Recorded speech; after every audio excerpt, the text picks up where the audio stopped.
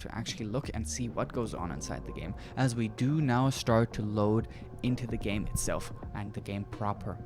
There'll be a couple more minutes until the loading screen finishes, but until then, we can sort of talk about, well, who actually plays their champion a lot. Because as we can see, the LeBlanc player is actually incredibly comfortable on this champion. Mm-hmm. So, I mean, yeah, as is the Pike. yeah. Yeah. Do you want to see any level 1 shenanigans this game? Or you think it's going to be a quiet one for everyone? I don't think Hecarim level 1 is very good. I don't think. Yeah, I agree. I think Jarvan level 1 is pretty good, so I could see some Mhm. action coming out from the side of Arctic Hollow. And the fact that they have such a rigid coaching setup also makes me think that there is a lot more prep that goes into their games.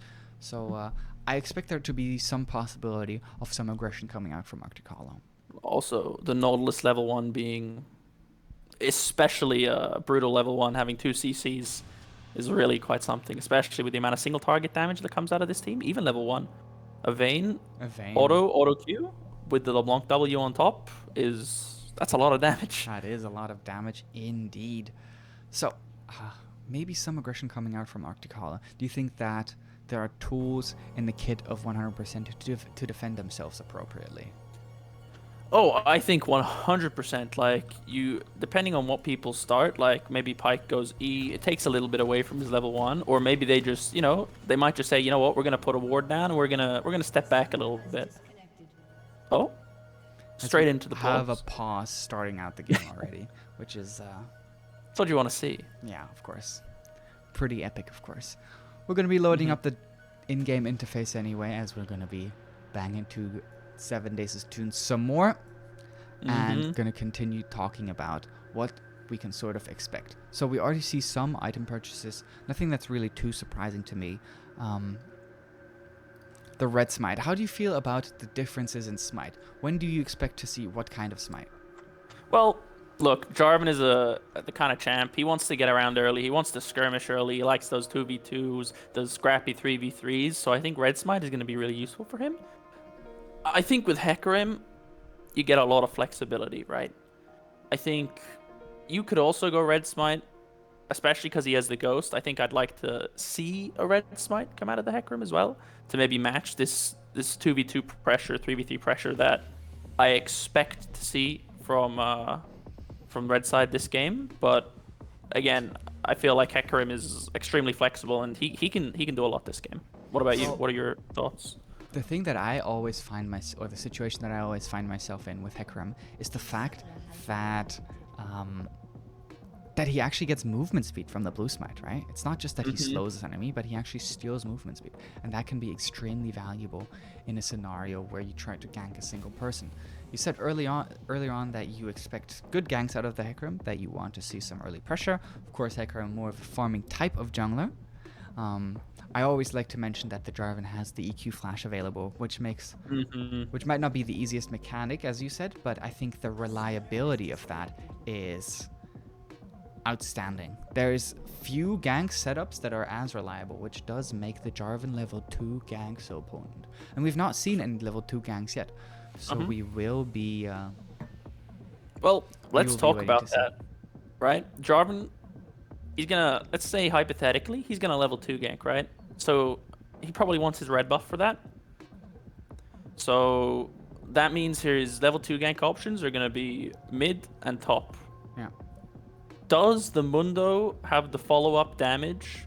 Or maybe he's just gonna play to blow a smite, but I don't feel like they have the follow-up damage quite yet in a level 1, level 2 LeBlanc or level 1, level 2 Mundo to really convert that into a kill this game.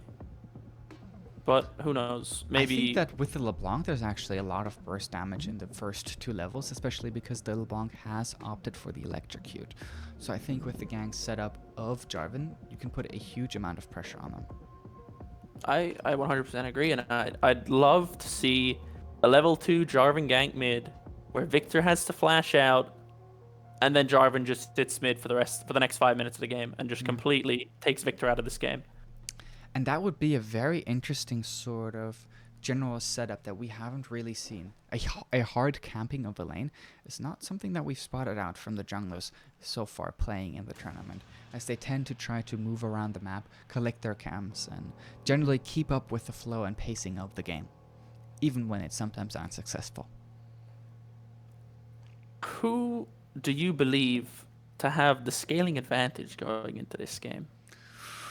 I do see a lot of scaling advantage on the side of 100% because of the Jax Victor Hecarim trio. The power of the Vayne and Mundo cannot be denied, but they function in different ways, and the coherency of the team comp of Arctic Hollow is not quite there, as we are finally reconnected and unpaused into the game. This time around, we see a red blob of players moving to the top side of the map. You know, I really like to see topside invades level 1 because no one expects it. Absolutely no one expects to see... And I have a frozen game. Spectator bug. Well, we can just... No Nope, we problem. cannot just... No. Let's see how we can try to fix this. Well, sometimes all you have to do is a lot of clicking, and that fixes it. That puts us back into the state of the current game, as the camera is now going into... Jax, this is a dangerous position for the Jax. That is a dangerous position indeed, as the red blob of players from the side of Arctic Hollow, we talked about it before, they might have pre-planned level 1s. They put down the early ward. That does give them a good idea of where the jungler will be starting, as the Hecarim is now moving down. No, he's not. He's still sticking around. Jax walking over the ward, and the pings come out from the side of Arctic Hollow that they've seen him there. This does look like the Hecarim will be starting there. No return ward from blue side here this game. So they actually have no idea where this Jarvan is starting level 1. You say that as the Pyke actually places down the ward. Never mind. So they will also be spotting that Well out. played from the Pyke. Nice timing there, just about to slip in and put down a very late ward. Late ward's always very, very good. The later you can place the ward, the better basically it is for you. But we see the Jarvan starting topside, so that means that there is potential threat about the level 2 gank. I've mentioned this so many times that I now feel bad about saying that even. I'd love to see a level 2 gank, honestly, but I expect to see both junglers clearing the bot side, and perhaps we're going to see a big fight around that bot scuttle crab at 315. Typically, Jaxes tend to take E level 1, but that seems so pointless into the Mundo here. I mean, there's always an opportunity for a W or a Q start for Jax. I think Jax can actually, again, like in his builds and in his level choices, he's actually pretty versatile as well. And I have used the word versatile a lot this draft, but I really think blue side have the more options, you know, in their picks. Yeah, and sometimes versatility or options that you can pick and ease of executions are all you need in order to try to secure a game. We set up a bit of a favorite role here before the start of the game for Arctic Hollow, as we see the full clear for coming out from the Jarvan, as both of them have now started the first clear camp on their bottom side. Hecarim now finishing it. That means that Jarvan is actually... They're even in CS right now, but that is just for a moment because the Jarvan will actually be ahead of camp because the Hecarim did not clear his Grom.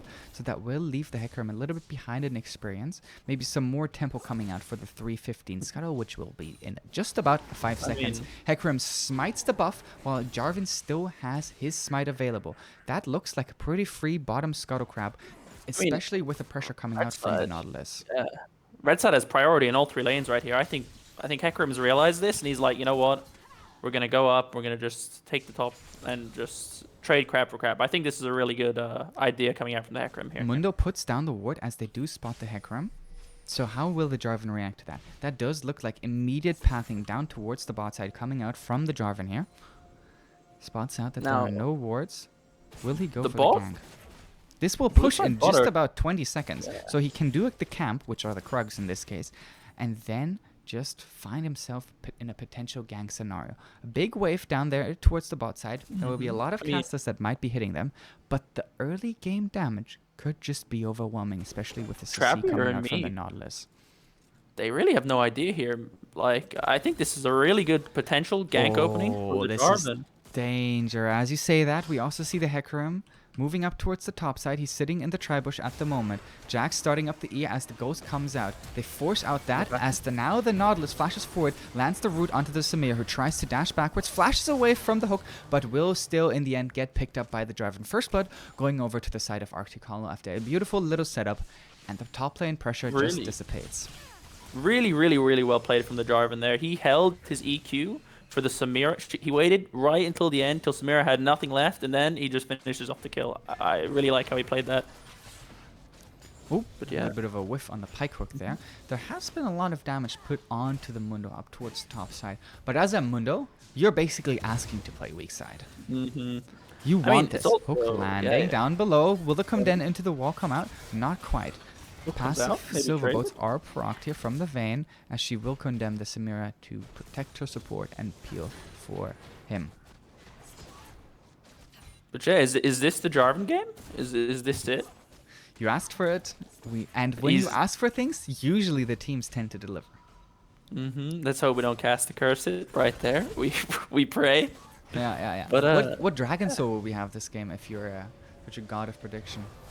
I'm calling it now. We get an Infernal Soul. We're going for the full damage. Do you see the first dragon? No. Yes. Did I say Infernal? I meant Ocean. That's what I meant to say. Oh, okay. I guess I'm just having a little bit of audio delay in there. Sorry. Yeah, is my mic working properly? I don't know if it picked that up. 1 2 1 2. Yeah, no problem. Well, getting back into the game, the CS lead between the two junglers has sort of evened out. Hecarim now coming off the reset, as Jarvan is just about to camp, and the pressure and tempo advantage ahead. Hecarim doesn't have any bot side camps available, other than the Krugs that have just respawned. So from the side of Arctic Hollow, they feel pretty confident and getting some vision around the Scuttle Crab. I mean, yeah, vision around the Scuttle Crab, and important vision around this Drake. I think both junglers, or the Jarvan, he's probably going to hit 6 in the next 2 or 3 camps, and then they just go straight for Drake. I don't even think they need the Jarvan level 6. They're just going for it. They're going for it as Hecarim is finding himself towards the top side. There's a ward behind them that spots all of this out, and the TP will be coming in here from the Jack. Counter TP onto the Demacian standard from the Mundo here, as the Jarvan is already dropping considerably low in HP. Flash forward, and the undertow from Pyke will actually manage to secure the first kill of the fight. On the other side of the fight, we see, however, that Vayne takes out the Hecarim. Now there are just kills across the board, as now they're trying to turn onto the Mundo, who does flash away from the counter-strike. So in the end, it will be a 2 for 2, I believe. I mean, they did not want that dragon going over for free, did they? My god. The immediately TP in from Jax, and then the immediate follow from Mundo. But I think it's important to note that I actually don't think this is... It's too bad for the Mundo, because look at the top wave. Or is it frozen at the moment? Well, I can't really see from here. That's gonna slow push. Pretty bad for the Jax here. Yeah, he's missing a lot, but look, the TP came in. He got 2 assists. They got the Drake. Dragon. So perhaps he gives a little bit, you know, and he's gonna come back now. But we see the Vayne Nautilus instantly rotating up the top side for this 8-minute spawning of the Rift Herald. Are they going to do it immediately? And not just that, but the huge wave that is coming into the Vayne here will actually level quite a lot of gold. So Mundo continuing to play the weak side, giving over a lot of gold, is really indicative of a team that tends to prioritize to funnel their carries, which is always something beautiful to see. Mundo having an extremely good matchup down towards the Pyke, because he could just so easily block the hook with his passive while waiting for it to come back up. I mean, the passive is gone now. Pyke, they can get some good trade damage here. Maybe look to dive afterwards if they ping 6 soon, which I think they might be. Well, they haven't hit their level 6 spike quite yet, and so the Mundo passive will come up momentarily, as the Rift Herald in the meantime had been taken, I believe. Yes, it has been. And the Vayne has actually picked it up. Now the Nautilus does land the hook, and that counter-strike will follow up. But Hecarim is here to try to answer. Lands the Onslaught of Shadows onto the Vayne, who will be freed into the turret. And an easy pickup here for the Jax, who then picks up his second kill of the fight. And this is looking pretty favorable for the side of 100% at the moment. I mean, Hecarim saw it coming, right? He saw them rotate the top. He saw them take Herald. He was like... he knew their bot lane was probably gonna look for a pick or to push in the top wave, and it's a free gank, right? But so really, really well played from the Hecarim there. Saves his Jax, and I mean that puts Jax in a really strong position. It does really put him in a strong position as he's trying to go for that Blade of the Ruined King. You talked a little bit about the itemization. How do you feel about the Bork? I think Bork is standard on a Jax. You know, your Jax, your Aurelia, your top laners that are extremely auto attack based. I think Bork can be really good for them. It gives them a lot of sticking power as well as a lot of lifesteal. And Well, into what are this your team opinions? comp that Arctic Hollow has drafted for them, do you think that the tank shredding is something that's important? I mean, for the Mundo, yes, but I think really you're looking more at the item passive, right? That little move speed buff to get him sticking a little bit more, plus the slow on the Vayne or maybe the LeBlanc, it could help him get in range of another Q perhaps, and just to keep him on top of, you know, the enemy carries. Well, they do pick up some top lane plates with the Rift Herald, so there is quite a little bit of, like a nice gold injection towards the side of the Arctic Hollow bot lane. I mean, it's interesting now that they've decided to late rotate their bot up the top side as well.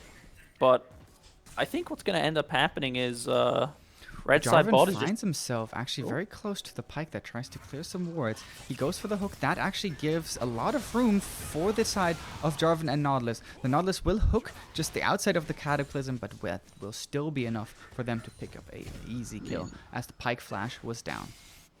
Pike no flash. They waited for Pike E, and as soon as Pike uses his dash, like Jarvan's free to use that ulti then. Really well timed again on the Jarvan, saving his abilities until Pike can't escape. So really well played from him. Continuing to sort of show us that the Jarvan pick is not as cursed as the first day might have made it look. Yeah, I mean, is this it? The stats don't lie, man. Jarvan, he's got to have a good game eventually, right? This might just be it. Well, that might But be it. And there's a huge wave now coming here for the Vayne, who will actually pick up so much gold. So the amount of gold that she's picked up from things like neutral objective and tower plates is quite significant here. But do you think that this setup is a good enough setup to take, you know, either team into the mid, into the late game? Like, what do you think about the gold difference at this point in the game? I think the gold difference is absolutely inconsequential right now. It's just nice to have some items on your respective carries, which would be the Vayne and the Jax, right? So both teams finding themselves in pretty comfortable positions at the moment.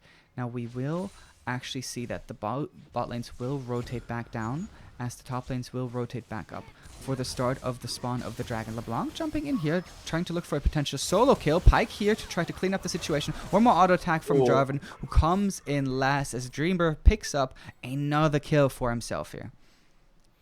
Pike opting to save the ignite and the ult. I feel like that could have been a trade, but at the same time, Drake is just coming up. Maybe he wants to save his cooldowns for then. I'm not entirely sure. And the LeBlanc's TP is not up yet. So they will actually manage to secure themselves the Scuttle Crab here.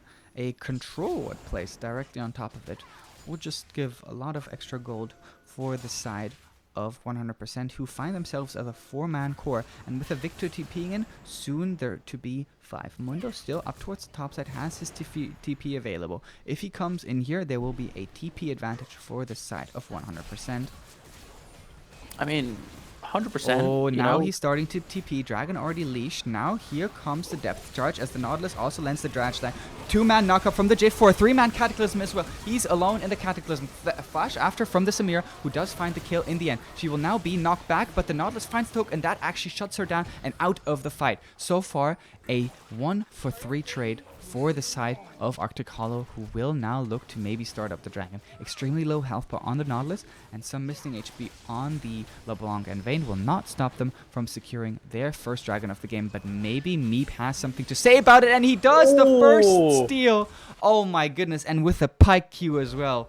Oh no. was that blind, or did he have a ward? Was there a ward in pit? I do not see a ward in the pit. That was a blind steal. My goodness. My goodness. I mean, you know, Pike just telling his team, no, we're winning this game. You know, So that Jeez. will now mean that we're going to be going into the Cloud Soul. So maybe not the ideal soul, but not a bad soul for champions like Samira, Hecarim, and Jax. I mean, I think so. Maybe it's less consequential for the Samira because her ult is on like a 6-second cooldown anyway. As soon as she gets her stack, she has her ult no matter what. I'm also talking sure, about but the movement speed in the soul of buff course, itself. I genuinely always forget about that part. Soul is the Cloud Soul. The ulti movement speed for Samira is actually really good, and the Hecarim. I mean, actually, just everyone. I think this is one of the few times. Oh, actually, Ooh, let's look into the solo top. kill up Solo here bolo. from the Jax onto the LeBlanc. She didn't. She was not able to take that 1v1, and that can be a reoccurring theme throughout the game. From Wesley, who's actually played super well so far this game, finds himself caught out, and yeah.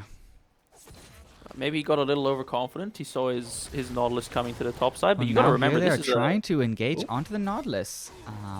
Hecarim mean, and this- Jax having quite a lot of damage available, but Nautilus being able to delay for so long makes it so that Vayne is also here now. Flashes away from the onslaught of shadows. Clean play here from the Vayne. Will be able to secure herself a nice little double kill. Herald started. I mean, a really nice outplay from the Vayne. Honestly, like I thought the Nautilus was just gone there. Like you got a Jax, he's finished his Bork, he's got his boots. I don't think you really want to be taking that fight, but Vayne with a great flash to get away from the Hecarim ulti and just cleans it up. And also nice presence of mind here from the Nautilus, who stays calm in the situation, assesses it, and asks for help from his team, who are then happy to provide.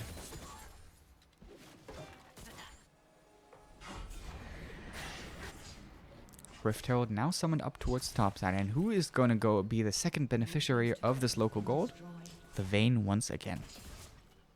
I mean, they're really looking to get this Vayne ahead, and I think it's the right decision. Like, she's gonna be the bulk of their DPS going into these mid-game, these late-game team fights, and I mean, she's showed she's got the mechanical prowess to pull it off with, you know, so far in this game. What do you want to see in order to try to transition her into the most comfortable position here for the side of Arctic Hollow? I mean, the Vayne, she's sitting, she's CSing great. She's got 4 kills. She's got top tower. Did she get any plates bot side as well? But they're really looking to get this Vayne rolling. A funneled carry is a happy carry. Yeah. As now we're going to be seeing some action towards the side of Samira, who then shows us why we have thought that Jarvan has been a little bit counterpicked at some points of this tournament. Just managing to get out of the Cataclysm so easily. Yeah, I mean, I think that's the first massive misplay we've really seen from the Jarvan. He just didn't wait for the Samira to eat. He wasn't as patient as he has been so far this game. But, you know, that's going to happen. You can't always play perfectly all the time. Well, now the LeBlanc is looking for some smoke and finds the Pike as well. LeBlanc obviously being the smoke in mirrors champion. And gets hooked by the Pike. Force the W away. No further follow-up here.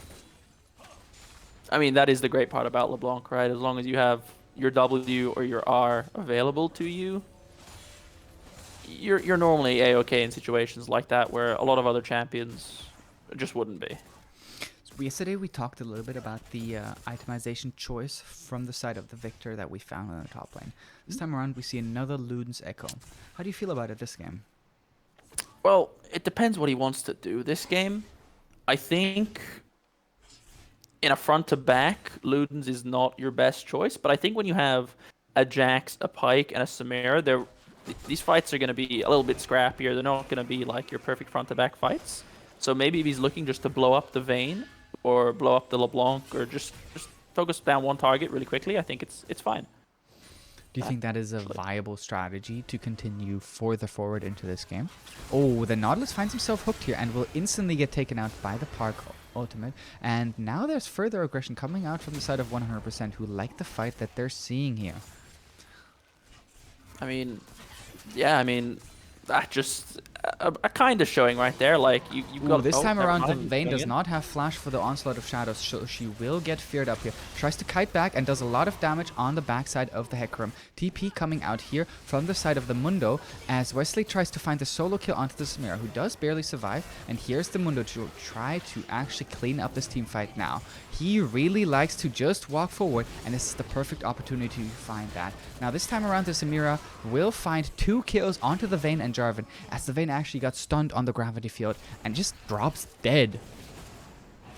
I mean, that was a fight on all fronts. My goodness, that was crazy. But yeah, I think Vayne saw that they had numbers advantage, but importantly forgot about the TP from the Jax. A further action coming out from the side of Nautilus, who flashes in a very peculiar manner, and there are no further kills that the team finds her for now, up until this kill on the Samira is picked up. However, it's still 3v1 that this Mundo finds himself, and he finds the second kill of the fight, but this is actually going a lot in favor of 100% here. They find the third dragon, they find a ton of kills, I think 6 kills in total. I mean, like coming back to what I said earlier, like these scrappy team fights, especially whichever team has the numbers advantage, is really gonna come out ahead, and I think that's what we just saw there. I think, Red side got a little bit excited, a little bit ahead of themselves. They just lost one fight, but they stayed in it, and in these scrappy, long drawn out fights, especially when you're at a man disadvantage, into your Pyke and Samira and champions that actually have a lot of sustain, I don't think it's particularly easy for you winning out in those fights. Look at the vision setup coming out from the side of Arctic Hollow. It was all around that dragon, and they still lost the team fight and the objective. Now they're going to be trying to transition the vision up towards this top side, but it's going to take some time for all the wards to be placed, for the pressure to be had, for the priority to be found in the lanes. And the only TP remaining for them is coming out from the side of LeBlanc. So the Mundo will have to be there directly, as the Jarvan just uses the standard and Dragon Strike to get out. I mean, that is important to note though. Arctic Hollow, they have been on top of these objective spawns. They rotate their top up for Herald, but I feel like blue side really coming out and just perhaps picking them up where they probably shouldn't sometimes. But yeah. Well, you say on top of that, but there are 3 dragons already in favor of them here, as the Hecarim, the Samira, the Jax, and the Pyke love this dive onto the Mundo. This time around, Pyke will not find the ultimate, but Jiong will tank up the turret, and that will allow Nishiko to clean that up. No. Is that the first successful top dive of the tournament? It might just be. It maybe, maybe. It was a nice one. It was a nice one. But the side of Arctic Hollow does try to answer around the map, as they have their Jarvan and Vayne in mid lane to try to at least clean up one turret here. LeBlanc finding herself in the side lane matchup against the Victor, and not doing too hot this time around.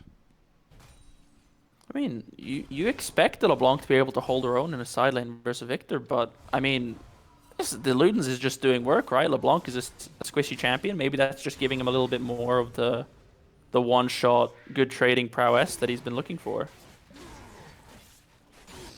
Maybe that is exactly why it was picked up for the side lane matchup.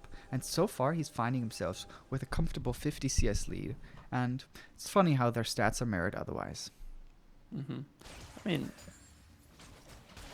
do you think any team has a significant enough advantage moving into the later stages of this game? I don't think that is the case quite yet, but the dragon advantage is certainly something that the side of Arctic Hollow will have to worry about. You said that they've been on top of dragon spawns and objective spawns in general, but that will have to reign even more true now, because one more dragon will mean the soul for them and the potential spawn of the Elder Dragon. The definite spawn of the Elder Dragon, actually. I mean, I think it's a lot of pressure is riding on the shoulders of this Vayne too. They've really done what they can to get her in a good position, especially Mundo kind of picking up the pieces a bit, playing weak side. So, I mean, we'll see what she can do. But yeah, I definitely feel like the game plan for them this game is, hey, we have a Vayne and she's going to be strong. Well, we are seeing a very head-to-head battle. maybe unlike any other game that we've seen so far in this tournament, and it has been very enjoyable. What do you think each team has to do in order to try to eke out the advantage? Well, I think, Arctic Hollow is a little bit. Their hands are a bit tied at the moment with these Drakes, right? They're kind of forced to show at all of these Drakes because they don't want to give another one up. Like Cloud Drake is actually an extremely powerful Drake for the side of 100% this game, and for 100%, like they're giving up one Cloud Drake maybe for a Baron. I think that's 100% worth. So How much is I it think. worth? Oh, pun intended. Pun intended. Okay, But yeah, okay. I think they're definitely happy. Well, the Maybe dragon giving is a Drake. coming up, and the priority of the river does belong to 100%, who do have the stacking advantage so far. So, they are trying to move in very slowly. No TPs this time around, as everyone finds themselves in the rear. Dragon already started up, Nautilus dropping as the onslaught of shadows does go into the backline, but the Pike will be the first casualty of the fight here. Now the Mundo using his ultimate to try to frontline as the LeBlanc tries to blow up the Jax, but not quite successfully doing so. The Samira also not connecting on her ultimate. So there are very low health bars on the entire team of Arctic Hollow. So the Victor does find the flash kill forward. I mean, And he's Arctic just Hollow? continuing. He thinks this is his territory as the Nautilus flashes over the wall but misses the dredge line, and so the Victor finds another easy pickup for him. And now the tables are really turning for the side of Arctic Hollow. This will be the Dragon Soul on a Hecarim. That is dangerous. And now more priority comes out, or more tempo I should say, comes out from the side of 100%, who find themselves first on the map, who may be able to actually just move up towards this Baron and place down some vision, and once again set up control around it, and then a team fight might look very similar for them. I really think that throughout this game, that Arctic Hollow have done a great job of initially setting up for these Drakes, except for this last one, right? But I think they're being consistently out skirmished and out team fighted to the point that now the soul is gone. Team 100% are in a pretty heavy control of the map at the moment. Like they have all these cards, and perhaps a team that maybe didn't get behind these Drakes early, but they somehow There managed might to be get a bit of a bigger fight, as once again the Pike actually goes down first. Last team fight as well, Pike died first, but that didn't stop 100% from still winning the fight. But yeah, this Pike, a bit of an unsung hero, I feel like, with that Dragon Steel still. I think that's given his team more than they might realize this game. Yeah, the Dragon's still really sort of changing the landscape of this game. There was much more immediate danger coming out for Arctic Hollow, who is now finding themselves engaged on by the Hecarim, and he just runs down the Vayne, who's so far away from any sort of safety, pressure, or help that is just a pure overextension. Blue side here just going to go start up the Baron. I don't think there's much Arctic Hollow can do about it, but what do you think of the wit's end on the Vayne this game in particular? Well, the Victor has actually dealt quite a bit of damage, but the main threat that we see coming out has been the Jax. I do generally think that Wit's End is a very good item, so I don't mind it too much. Oh, the Pike actually just takes the blast code, as now the Jarvan finds himself into the pit, but the Jax manages to secure the Baron. Now the Cataclysm comes down, but he will just be a lamb to the slaughter. No smite from the Hecarim there, decides to save it for Scuttle Crab. Well played by him. Really, He knew. He knew. That's what he was going for. He was saving it. Somewhere But Samix is smiling. But yeah, well played to the Jax. I don't know if he entirely intended to get it, but hey, he got Baron for his team. Almost a great steal from the Jarvan. I think it was somewhere in the realms of 25 to 30 HP.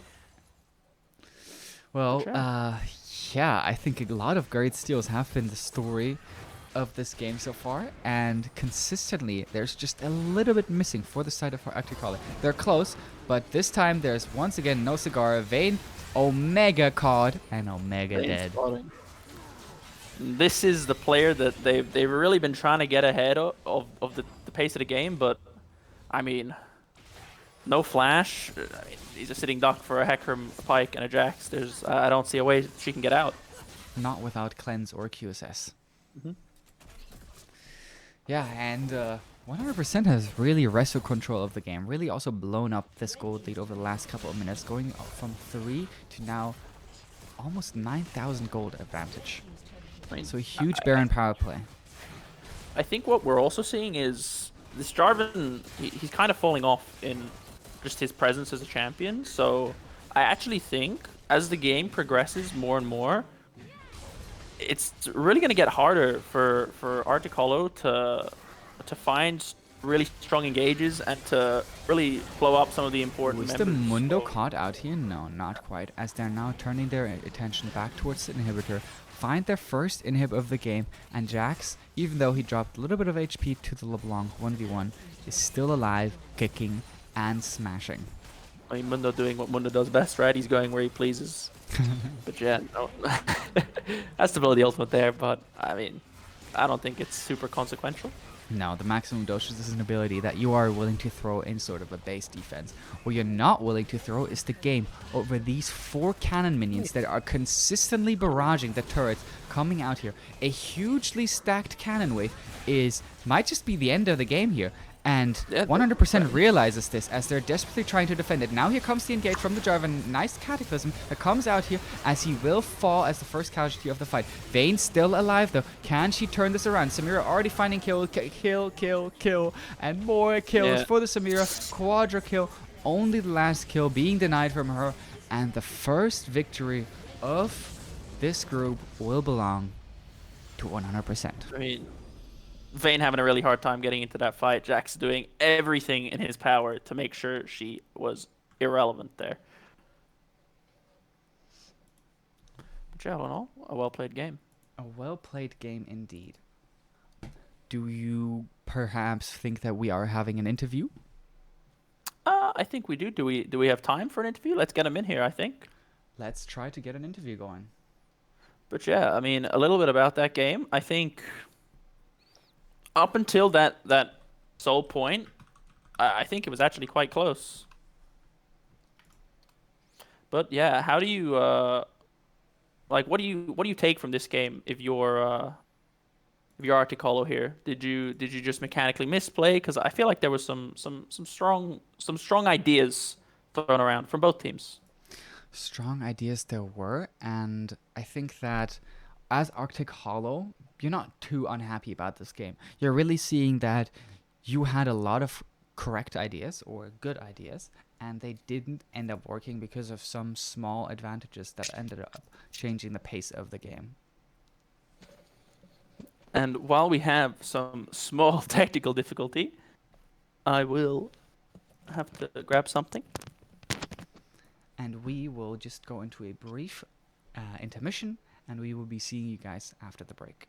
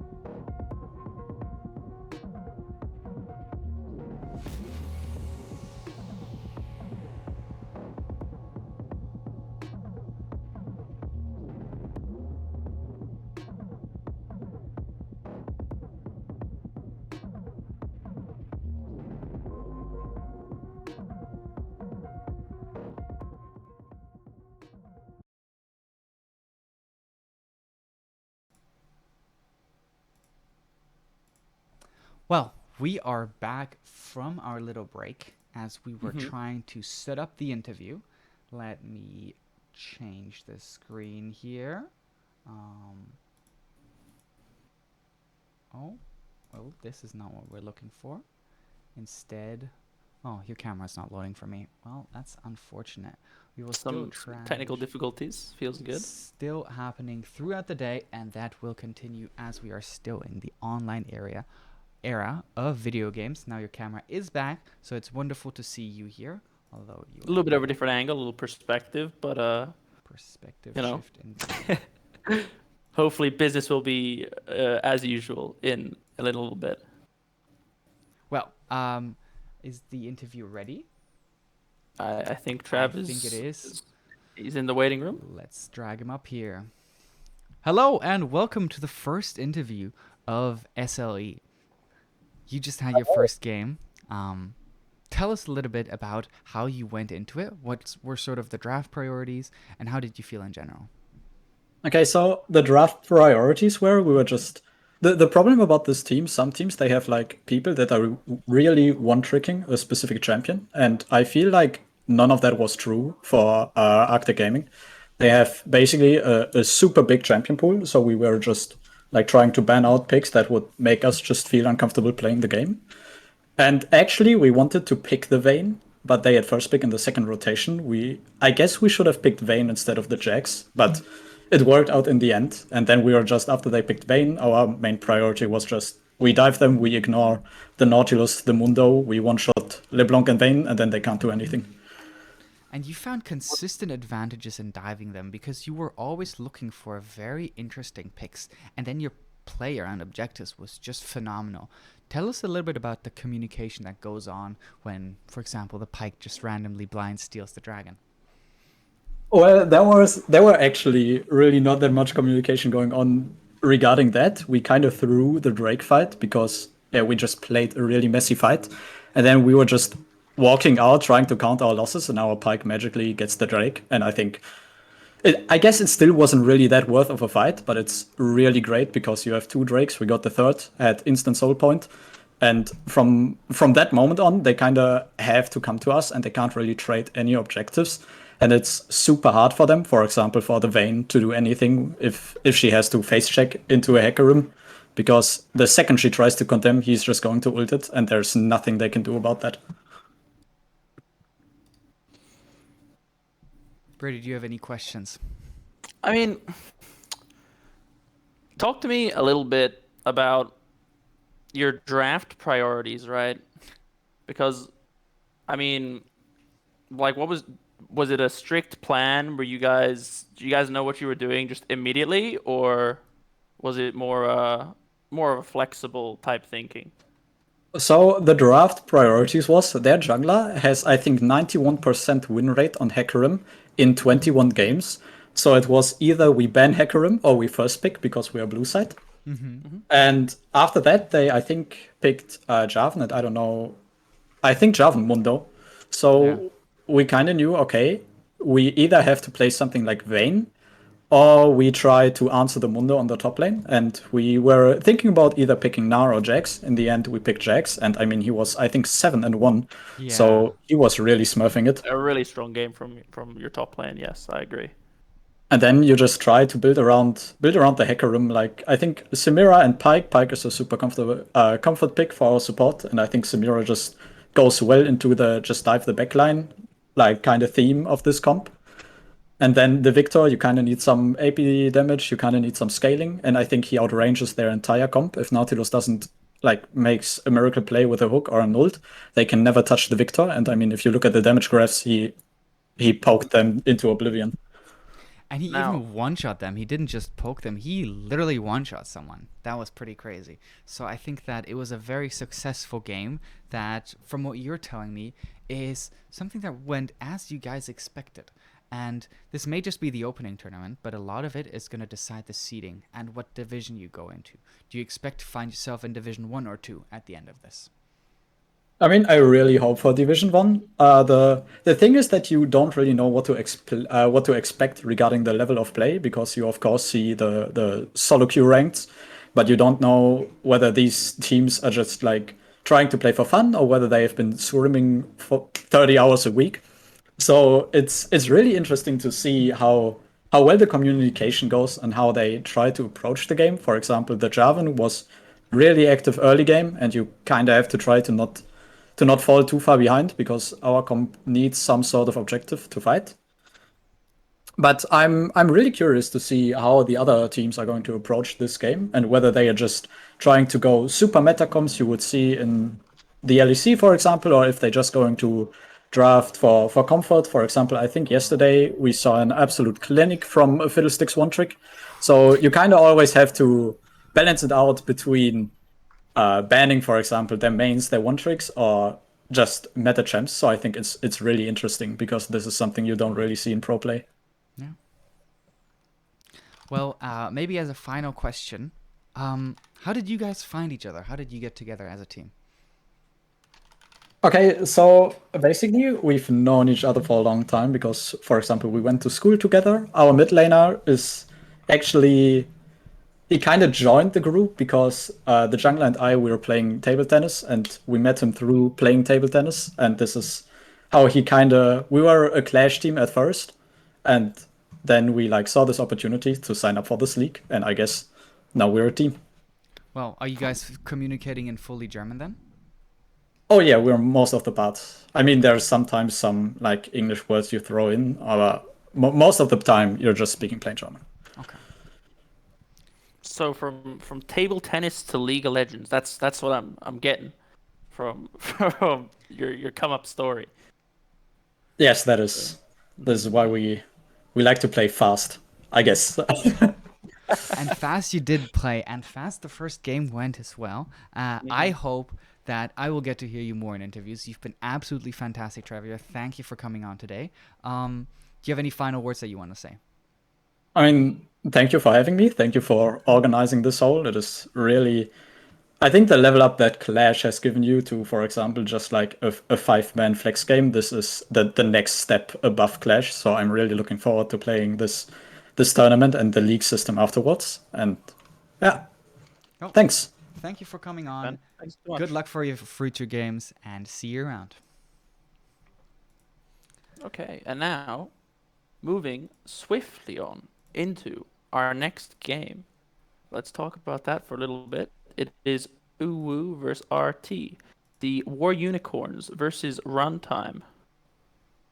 We saw the War Unicorns play their first game yesterday already. Did you pick up anything from that? I think they're a team that likes to play a little safer in lane. They like they're more enchanter style play champions, but I mean, I think there's definitely a lot to this team, and I think we're gonna get to see a lot more of it today in this game in particular. What would you like to see coming out from them then? I would really like to see. It was unfortunate they banned it away last time, but the rel would be really nice for me. Um, but yeah, that is my go-to pick. I love my engaged support champions because it brings a real scrappiness to games. I feel like when two teams both pick enchanters, it's like, okay, we're both gonna sit, we're both gonna scale. We'll see you guys at 30 minutes. But like, you bring a Nautilus, a Rel, or a Pike to the party, and it's like, yo, I'm level 2. We're fighting from now on our terms. Let's go. And I think that's really fun to watch. I think Loon from RT1 yesterday also demonstrated that it doesn't just have to be the level 2. And Luchesco as well. They were demonstrating throughout the game that just the support difference can make a huge impact. So we'll be watching if there's going to be more engaged supports coming out today.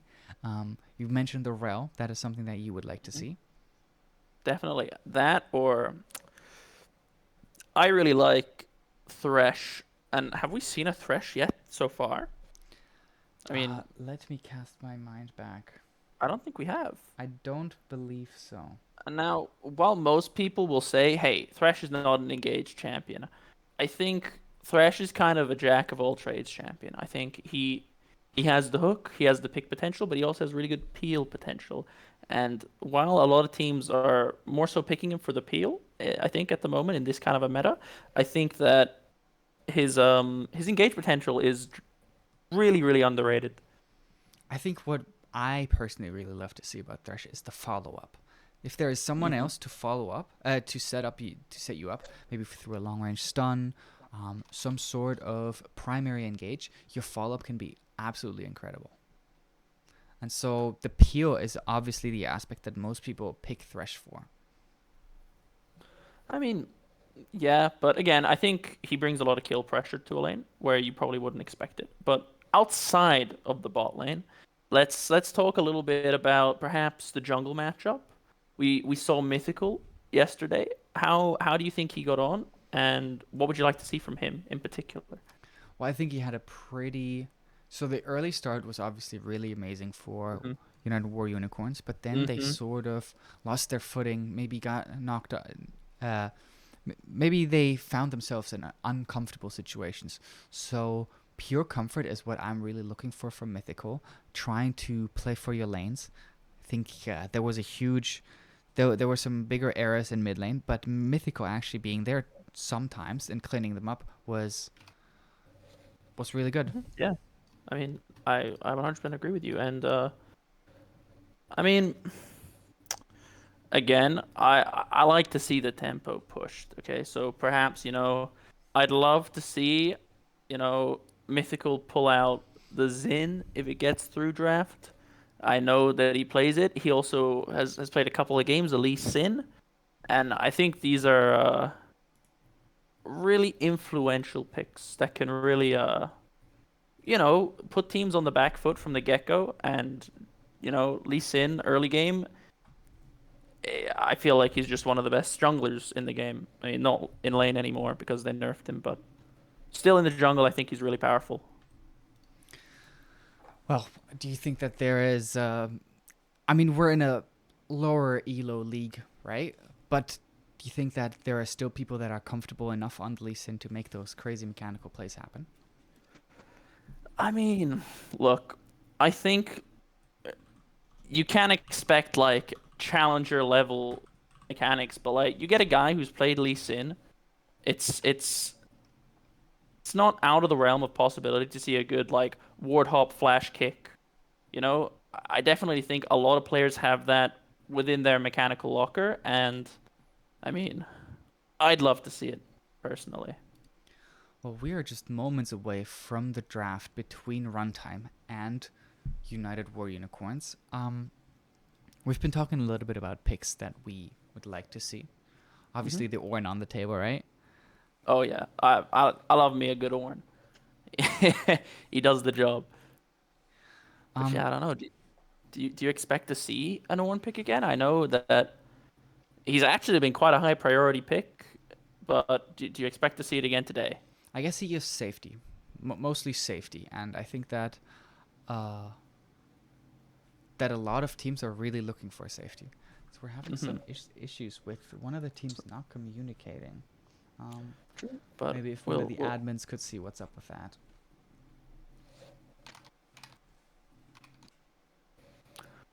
But yeah, I mean, uh, I don't really know what to expect from because obviously we've seen the unicorns play.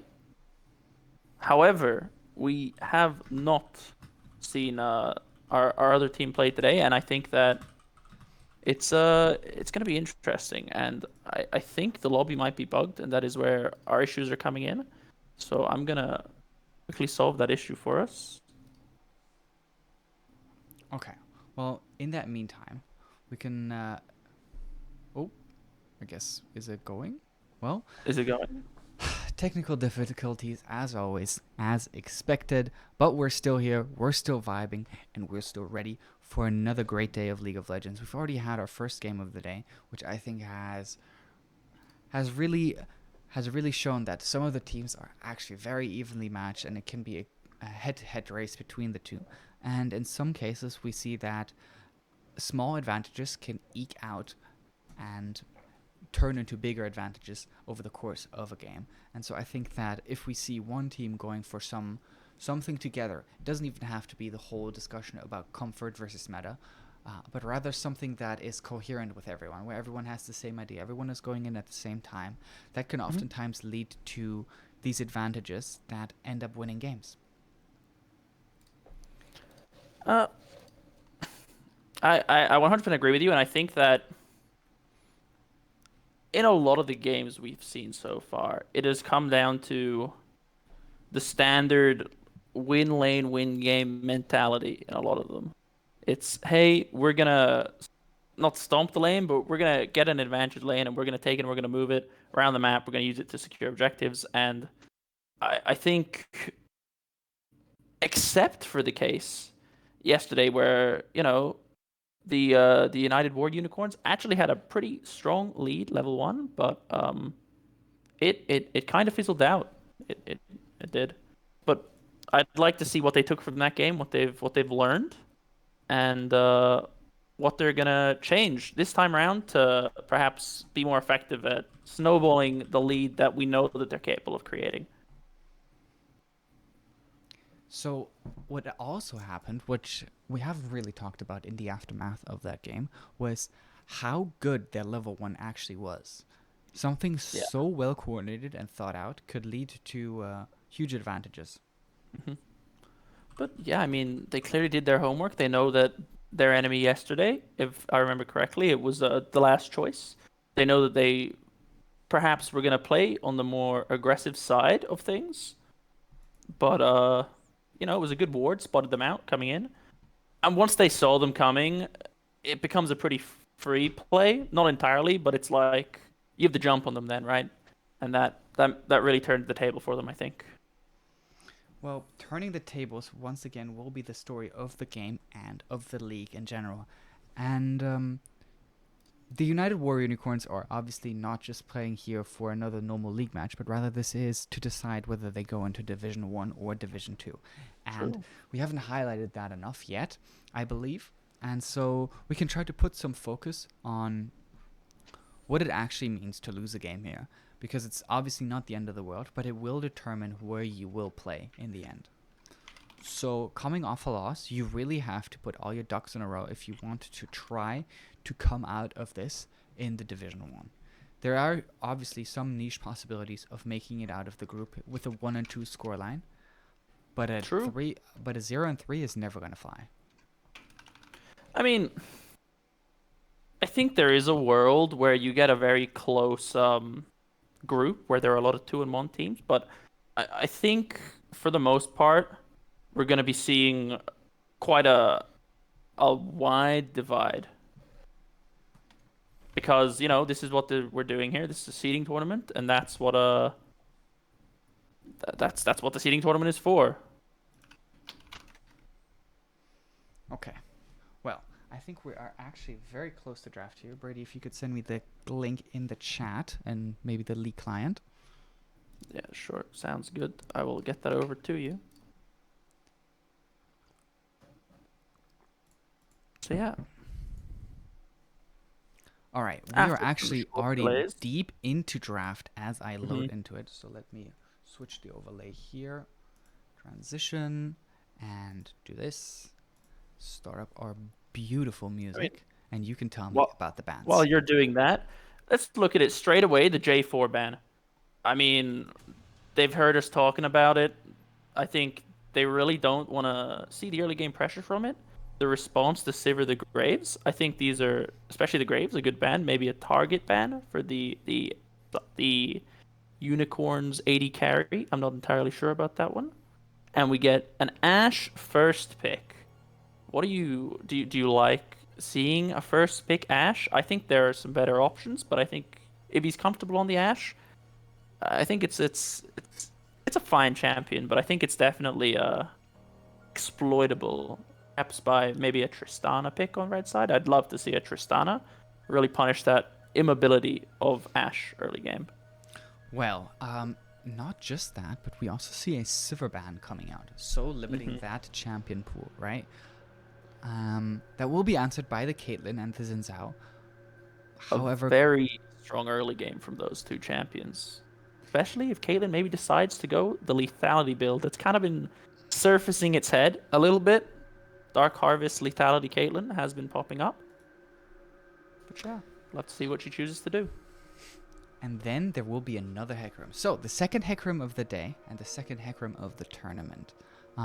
We saw some resilience coming out from last game's hack room, as the Jarvan did find early leads. But in the end, the amount of shutdown potential the Onslaught of Shadows had towards the threats of the enemy team was so insurmountable that it overwhelmed them. It really did overwhelm them. Runtime are really putting together a very engaged, focused draft this game. But, you know, we were talking about it yesterday, maybe. Oh, another Morgana, the Caitlyn Morgana as well. Extremely good counter into the Nautilus pick. We saw this yesterday as well from UWU, in fact. We'll just see if they can write it out, or was it UWU? I can't quite remember. I don't think we saw Caitlyn Morgana. I think we saw a Morgana Into Nautilus? Yes, we did see that. What do you think about the Echo takeaway here? And I think it was Owu, by the way. I think that maybe they're just not comfortable playing against the Echo after yesterday's game. True. But yeah, I mean, the Garen response ban, perhaps a target ban, and the Teemo hover here. Some disrespect coming out already. It's good.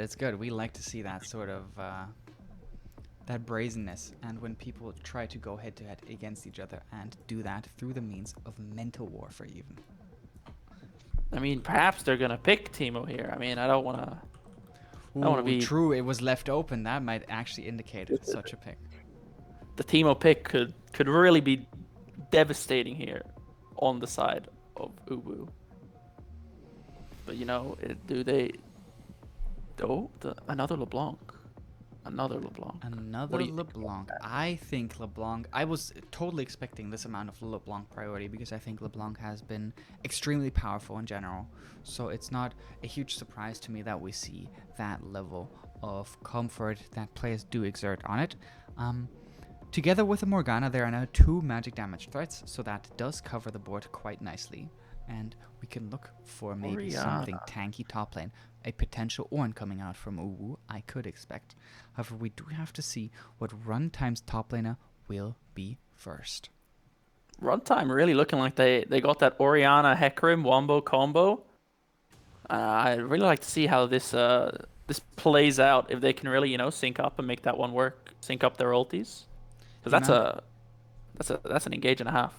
The amount of CC and wombo combo potential, as you mentioned, coming out from Runtime, they're clearly opting for team fight synergy here, and even in that, have some lanes that can definitely get some priority. Now we will see what the answer will be for the Malphite. Is it Teemo Hover coming out once again? Teemo Hover? There's no way. No way. There is no way. Okay, and the Sylas will be the choice in the end. The Sylas answering by picking up the Malphite ultimate, the Hecarim ultimate. Oh my goodness. The Sylas ultimates this game are absolutely amazing. The Orianna ult, it's kind of meh. But the others are absolutely crazy good. Even the depth charge from the Nautilus can deal so much damage once it scales with ability power. It can be a lot. That's a lot of AP for the side of the unicorns here today. You got the Sylas, the LeBlanc, the Morgana to an extent. Like, I don't know how far I agree with it, but I think the Sylas pick here, with the amount of super high value ultimates for him, I think it's definitely warranted. Well, and also not a lot of frontline, right? So they picked themselves yet another very squishy comp. We've seen teams finding success with squishy comps in SLE before, so this would not be a shock to anyone. How do you feel about the LeBlanc Orianna matchup early game? I think that Orianna historically has always been someone that is very comfortable into matchups with assassins, because you actually find yourself protected a lot by the ball, especially when it's on top of you. The shielding you can get, the extra armor and magic resist you can get from it, that actually leads to Orianna being very, very durable. And then alongside that, you always have the ability to shove the lane so easily. So I'm a big fan of Orianna into assassins because it does neutralize them so well. And I think this is quite the quite a good 1-3-1 comp almost from the United Ward Unicorns today. They can just send the Silas top, send the LeBlanc bot, and just be like, because realistically, look, you're not gonna want to run into runtime down mid or at an objective, because just the pure wombo from this team is terrifying, honestly. But if you can spread them out a little bit and then look for picks with the Xin Zhao LeBlanc or the Xin Zhao Silas in a side lane, I think there's some really good opportunities for the Unicorns to really pick apart this blue side runtime team here today. Divide and conquer will be the MO that UWU will go into the game with. However, team fighting obviously being the big strength of the side of runtime. I mean, also we got to talk about, like, if runtime can, and I think I mentioned this before, if they can get to these objectives as 5 before UWU can get there or look for a pick, it becomes extremely difficult for the Xin Zhao here to steal or for any real contests, just because of the hard engage and the hard turn that Runtime's team comp has. Who do you think accepts priority of the lanes early on then? Because in pretty much every game, that has been an absolutely crucial factor that we've seen so far. It's not just about who's good when they're already at the objective, but who can also get themselves to the objective first. I mean, how do you see lane priorities playing out this game? That's what I'm asking you. I mean, I feel like Silas is notoriously played into Malphite. I think Silas should have a more than fine time. I think the Caitlyn Morgana is gonna really, really, really put a thorn in the side of runtime this game, especially in that early game, especially around Drake's, because Caitlyn's Drake setup is really good, and especially with the Morgana Q and the Black Shield, so Caitlyn can just walk up, put a trap down. Like, I think we really should be seeing a lot of objective pressure coming from the bot side of the Unicorns today. Runtime has obviously picked themselves a very synergistic comp. However, within the lanes, we see a lot of individual synergies between the two laners, or sometimes the jungler and the mid. For example, Xin Zhao and LeBlanc are an extremely deadly duo, and the synergy between Morgana and Caitlyn can also not be denied. So if they find themselves in skirmishes, I think that is where they will really thrive. And if the Xin Zhao actually finds himself able to influence the lane successfully, then we are going to have a very, very bloody game from the side of United War Unicorns here. I agree with you. I think the Unicorns really want to make this one a scrappy game. I think runtime, they want to get their ultis, and then they just want to sit and wait for that perfect wombo team fight. But I think if perhaps, the War Unicorns can get in, can mess with that plan, can maybe get them using some of their ultis defensively, especially maybe the Hecarim or the Malphite, it becomes a lot harder for them to get their dream wombo combo team fight. Defensive Malphite ultimates are just the worst. I mean, they are sad to see. They're very, very sad to see. Let's talk a little bit about the earliest stage of the game, the level 1. We've had a couple of interesting level 1s already. Who do you favor? I mean, I think both teams, with the element of surprise, can win like a 5v5 level 1. However, I think the amount of CC that Morgana, especially if Caitlyn starts traps, brings to the table. I mean, I know Nautilus level 1 is also quite strong, but I mean, in a straight up, we're gonna look to one-shot someone, single target damage. I think I have to give the edge to UWU, but if it goes wrong, trying to run away from an Ashe level 1, it's just not gonna happen. Yeah, no. But other than the Ashe Nautilus, the level 1 of the side of runtime is not very strong. You mentioned earlier that you think that the Silas will have a very easy time up towards the top side into the Malphite. I think that Malphite can defend himself and farm up quite easily in the Silas as well, because he does have the consistent poke coming out from his Q, and that has been a very interesting development in the general metagame of tanks to see over the last couple years, where Malphite has transformed from just being a rock to being a rock that throws rocks, especially in the lane. So some earthbending will be going on up towards the top side. Do you expect Silas to maybe run fleet footwork? I would expect that, yes.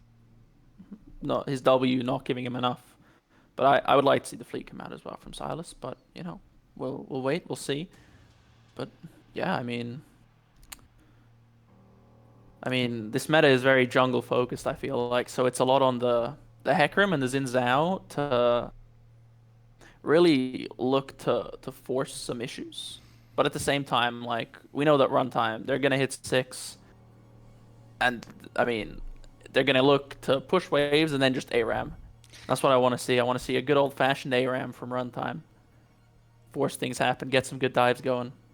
With the knowledge that we have from Mythical's play on an aggressive early game jungler from yesterday, and what we saw last game from the Hecarim, what do you think will be the interaction between the two of them? I mean, I think in a straight 1v1, I think I'm definitely giving the edge to Xin Zhao myself.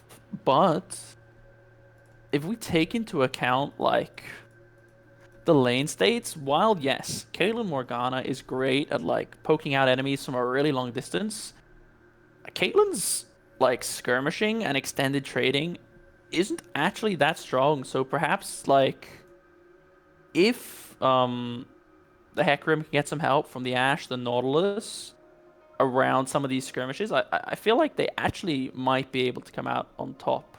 But for Mythical, I feel like Silas, Xin Zhao, LeBlanc versus Malphite, Hecarim, Orianna.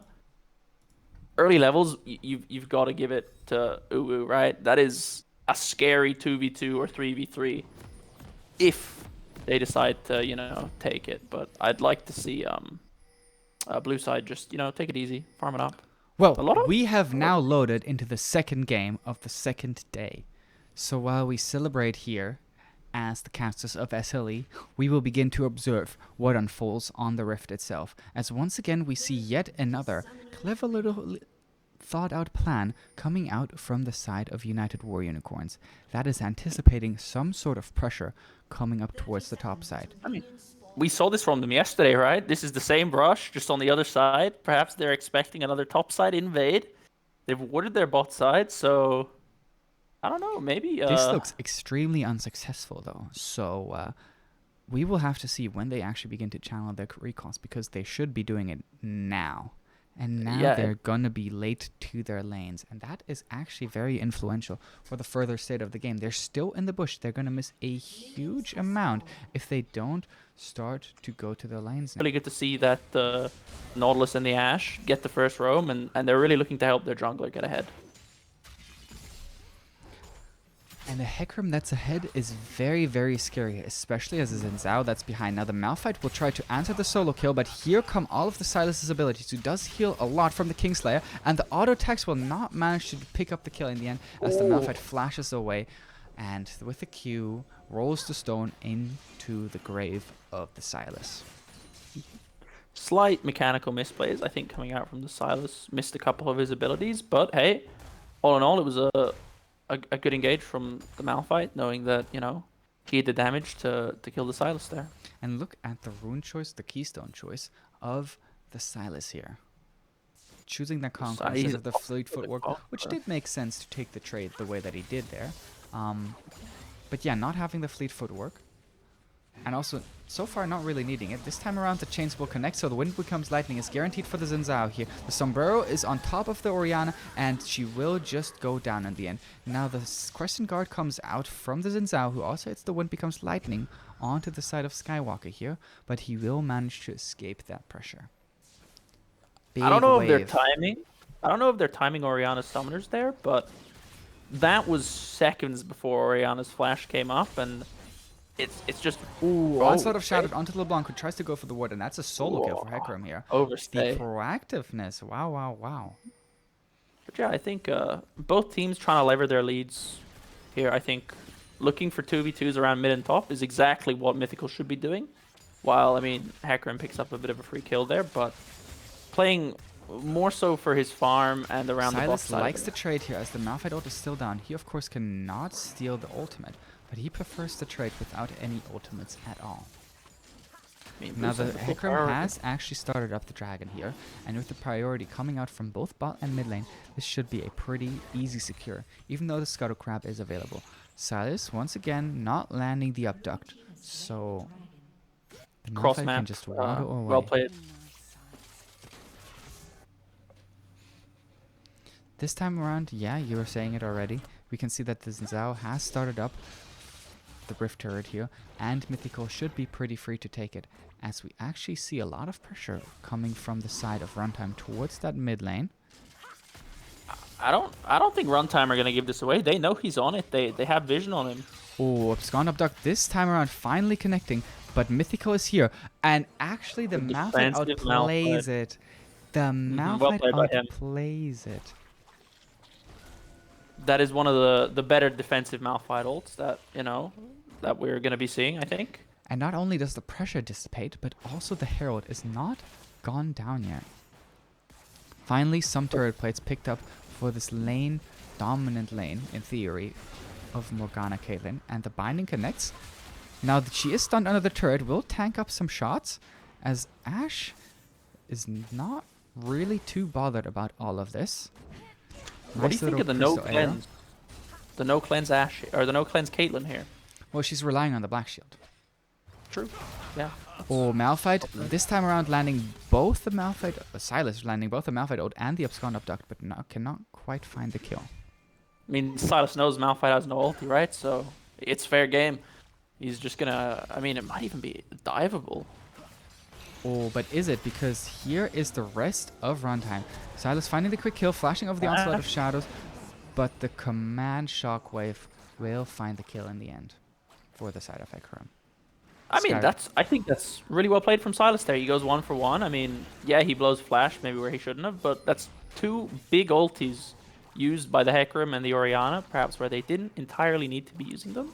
So, like, what Red Side are doing here, even before that, getting Malphite's ulti before all-inning him, like, a lot of Blue Side's power comes when they have their ultis up. And without them, they're kind of lackluster, I feel like. And Captain Snake is clearly not afraid of these flashy plays as Xin Zhao flashes over the wall. Mythical will not pick up the Herald, and it will go to Skywalker in the end, who then sacrifices himself in order to try to pick up the eye of the Herald. I mean, this is exactly what I said. None of them have ultis. I mean, they're also a man down, but Oh my goodness, Curious Cat picked up the Herald Eye, so Skywalker maybe just putting on the pressure so that they could pick that eye up. But all things considered, the gold lead is Oh, we might dead have a here. dive up in bot lane. Or down in bot lane, I should say, but it's a 1-for-1 trade. The Caitlyn will be happy about this. And the Ashe also not being able to stay in lane. Yes, they pick up that turret plate, but the Caitlyn is probably fine playing the weak side here. Dragon Skull finding himself with some problems in lane against the Orianna. Effective trades finally coming back from that side. Abscond Abduct, whiffing once more.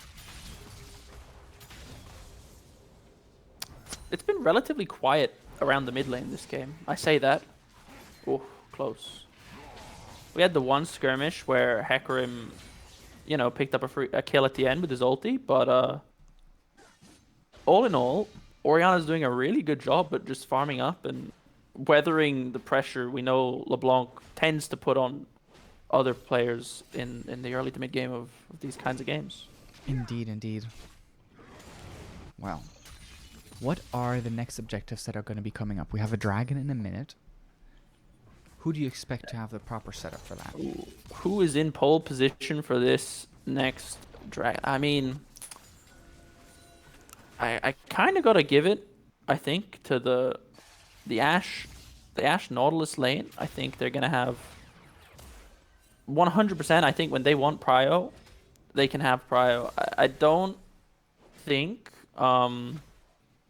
Alice has been amazing at hitting these black shields. We saw it a little bit yesterday as well. But I'd expect to see blue side getting first Hecarim priority likes on to it. take the initiative here, and with the Enchanted Crystal Arrow, they will land a beautiful combination of ultimates.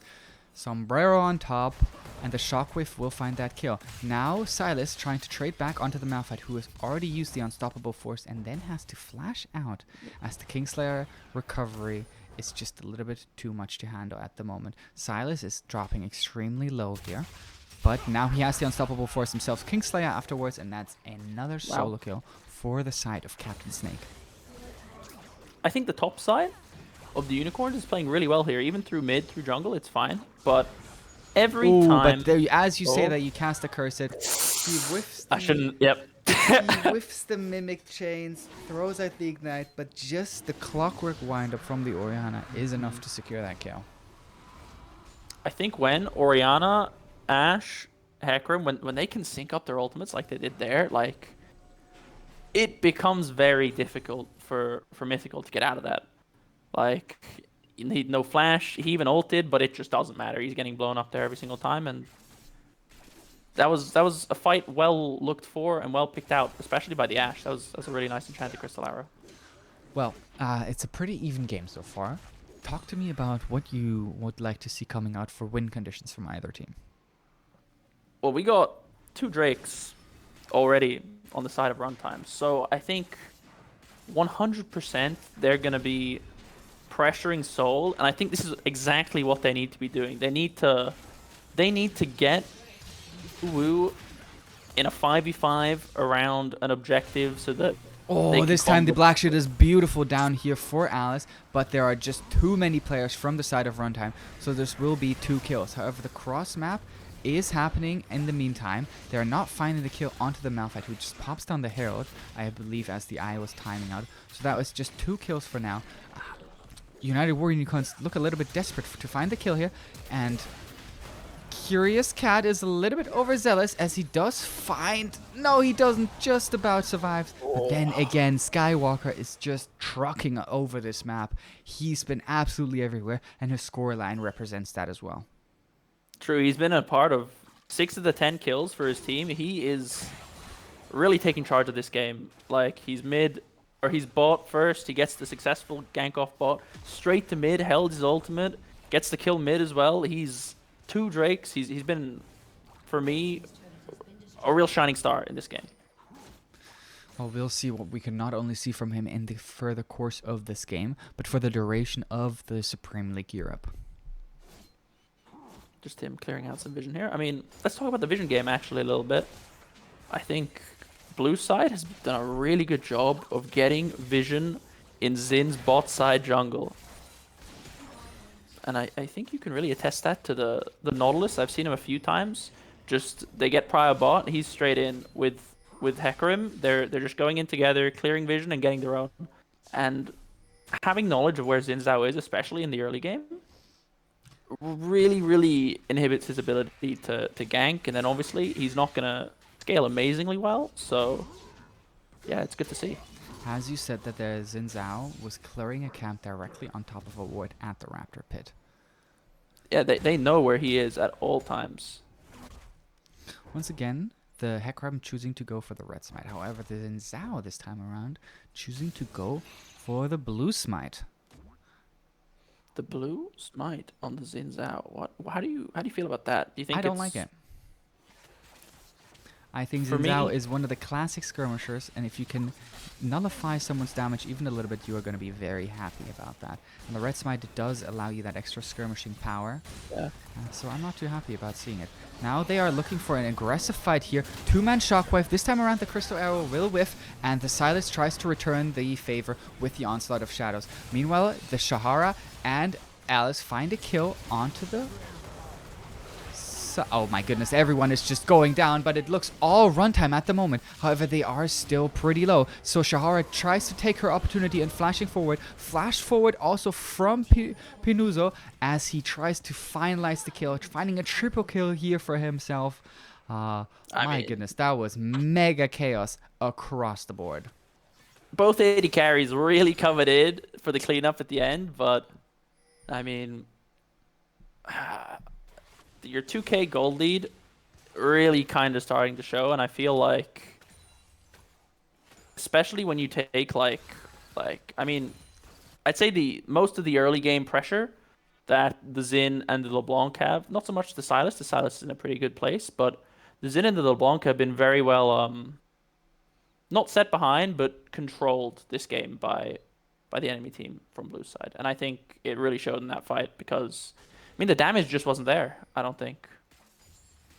Yeah, and they're gonna not feel great as we go to the later stages of the game, especially if they're set behind.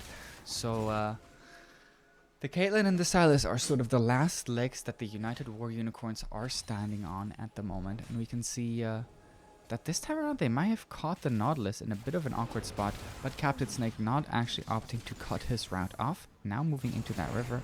But a little bit late on that play. That was a pretty free kill that they did not take, or at least a free flash. I mean, what do you expect here from the War Unicorns? In terms of like, are they going to look for these objectives? I mean, Caitlyn is notoriously known for having quite a weak mid game, and that's kind of where she sits but the power trough can be nullified if you are already ahead, and she's trying to extend that by just teaming up nicely with her team. And so they wrestle control of the Dragon Pit, even without finding any of the kill. Malphite coming in with the Unstoppable Force, and a 3-man Shockwave in the pit. Who's winning the team fight? Captain Snake still alive, as so are both 80 carries. The Malphite is now flashing away from the Xin Zhao as Caitlyn finds another kill in this teamfight. Crescent Guard to nullify some of the damage coming out from the Ashe. A beautiful little trap onto Pinuzo as Caitlyn is now finding herself in a 1v2 scenario when becomes Lightning now traded onto the Ashe, but air is just too much. And in the end, it's a pretty similar story. Huge chaos, ultimates thrown everywhere. But once again, Runtime find themselves on top. Ooh. That was a huge Orianna ultimate. Like, no real setup for it, but like, 100%. She comes in, she pretty much wins her team that team fight. 3-man Ori ult on some pretty high priority targets, and yeah, despite the Malphite ult being blown earlier and the Hecarim being completely out of the fight.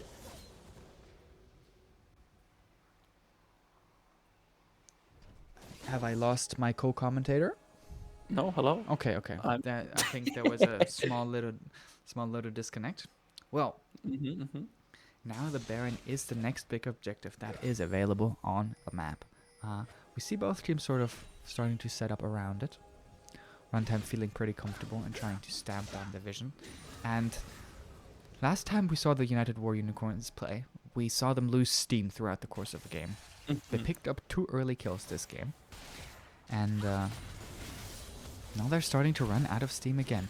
However, it has to be said that Chahara and Captain Snake are having a pretty good game so far. So if they can get out of the mid-game power trough of the Caitlyn, maybe there is some potential for them to return the favor. And the fight started out very nicely for the side of UWU. However, the Orianna ult changed the course of that fight entirely. I mean, I really like this setup here, though, from the Unicorns. They've moved into their 1-3-1. Unfortunate that LeBlanc is not in a great spot at the moment, but this is where they want to. As we see the depth charge being stolen by the Sylas, however, the Abduct does not actually connect onto the Ashe. So Pinus is just kiting back as her support is basically sacrificing himself. Now he gets hit by the Abduct. Binding not connecting, and here's the Unstoppable Force over the wall. Nice little bait here coming out from the side of Runtime, and they will clean up almost everyone in the team fight, as Pinus will in the end fall to the Xin Zhao, who does pick himself up a 1,000 gold shutdown. Not who you want the gold on. Dare I say worth? That's a 1,000 gold shutdown you've just given away. But to the Xin Zhao, as we see a big trade towards the top side. Stopwatch coming out from the Orianna, but it's just about enough to finish off the Dragon Skull. Once again, in the 1v1, Orianna comes out on top. I mean, we saw this same thing yesterday. I think the Unicorns get off to a reasonable start. They play well, but I mean, just as the game goes on, they just slowly find themselves, maybe make a small mechanical misplay. They just slightly lose out. Oh, Oriana is out of mana, but she does flash away from the Aerofrost and then sidesteps the Duct. Silas stealing the ultimate, but will Captain Snake actually be willing to die of this? This time around it does connect, but there are two members from the side of Runtime that have moved up towards the top side. Enchanted Crystal Arrow is just about to come off of cooldown. Will it be thrown? Hawkshot lands, and here's the arrow, and then it's just a free pickup for the side of Skywalker. As I say that, Captain Snake tries to find back, but to no avail. I mean, anything to get gold, even if it's gold traded, I think it's okay. But I don't know. What are the unicorns' way back into this game? Is I think what I'm really trying to get at when I take that path there. Well, maybe a big stolen Silas Unstoppable Force is a great way to come back.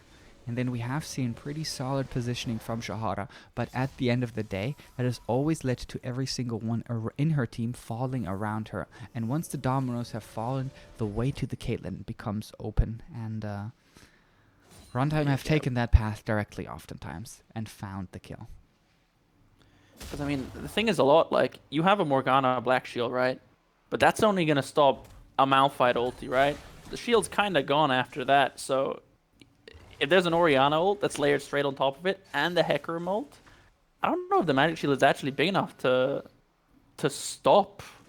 Well, we're only talking about team fights, though. What we have not talked about is what this composition from the United War Unicorns has been built around, which is that pick potential. As I say that, we might be on the dom of yet another team fight. Caitlyn not even having fully maxed traps yet. Another Cursed Arrow onto the Silas. This time around, he will find his way onto the backline. Whoa, my goodness, another three-man Shockwaves. Just takes the cake, and the team fight is over. Alice finding herself as the last remaining member, and that will be a clean ace for the side of Runtime. They're looking for the Baron here. I mean, you said it right there. Another team fight. Do you think the United War Unicorns are playing to their strengths and or do you think they're playing a little bit into the hands of the enemy team here today? Well, it is the question of whether this is actually a forcible pressure coming out from the side of Runtime, whether they are forcing them to team fight, because they have already secured 2 dragons, and that puts more immediate danger around every single dragon that is going to be coming up in the future. So while United War Unicorns do secure themselves that dragon, they're exactly where Runtime wants them. Huddled up in a group, and then Oriana puts the hat on everyone and takes him down. This Oriana has been so huge in these team fights. That's the second one where, pretty much unassisted, she's managed to hit a huge 3-man Shockwave and just completely turn the fight in her favor. But yeah, I think even in terms of Drakes, right? Let's say the United War Unicorns, they get the next 2 Drakes. Is Cloud Soul their way back into Enchanted Crystal Arrow onto Zinzao. He even uses the Crescent card a little bit late, and so he will just fall. I mean, he used it late in terms of blocking the damage from the arrow, which was very inconsequential. But yeah, he finds himself dead yet again. This time around, the Shockwave only onto one person, but it's the 80 carry, and you take that. Nautilus flashes forward and tanks up the turret so that the Skywalker can just walk in here, use the Unstoppable Onslaught on towards that Silas, and yeah, everyone's falling and everyone's dying. Runtime have their ultis. They're going to go in. There isn't a whole lot that the Unicorns can do at this stage in the game. They're 12k gold behind. They're kind of just at the mercy of Runtime here at the moment, and I think they're just going to look to close out the game here. Well, what a game it has been. Once again, a strong start coming out from the United War Unicorns, but Runtime really wrestling it back in their first game. So pretty exciting stuff coming out from both teams here. I'm looking forward to seeing both in the future. United War Unicorns now finding themselves at a 0-2, so there will be difficulties when trying to actually qualify themselves for that last playoff spot. Well, the day of technical difficulties today. Indeed it has been. There we go. That it is what it is, and we work with what we get, and we have been doing some, in my opinion, pretty amazing work so far. I'm looking forward to the rest of today. we're going to be talking a small break, I believe, and then we will be going for the next game, which will be, let me check the schedule. Flash Forces against a team that we have not seen yet in CCG. So that will be exciting to determine whether Flash Forces can secure themselves the 2-0 lead, or if CCG can find themselves their first win. Small little break. We will be back in just a little bit. We'll see you guys after the break.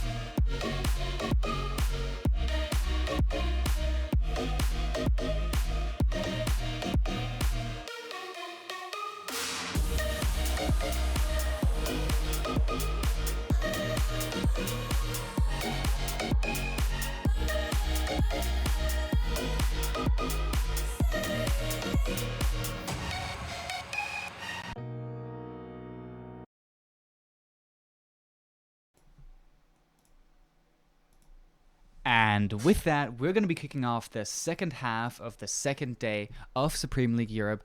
Now, I have a new announcement to make. I am going to be joined by the wonderful Yamden for his first cast in the Supreme League Europe. Yamden, how are you feeling? Oh, I think you're muted, or somehow the audio is not working. So we will be trying to fix that. As I'm just going to be introducing the teams, you just say hi when you're ready. Yeah, now we will be having a matchup between Flash Forces and CCG. Flash Forces we saw play yesterday. They had a pretty catastrophic level 1 start, but actually managed to convert it through strong laning prowess and an interesting approach to the game where it was really focused on the individual matchups, something that we've not really seen from other teams, and they've really bested the United War Unicorns in that matchup yesterday. Against them, we will be having a team that we haven't seen play yet in CCG, who I think look quite exciting on paper. So there will probably be some action going on.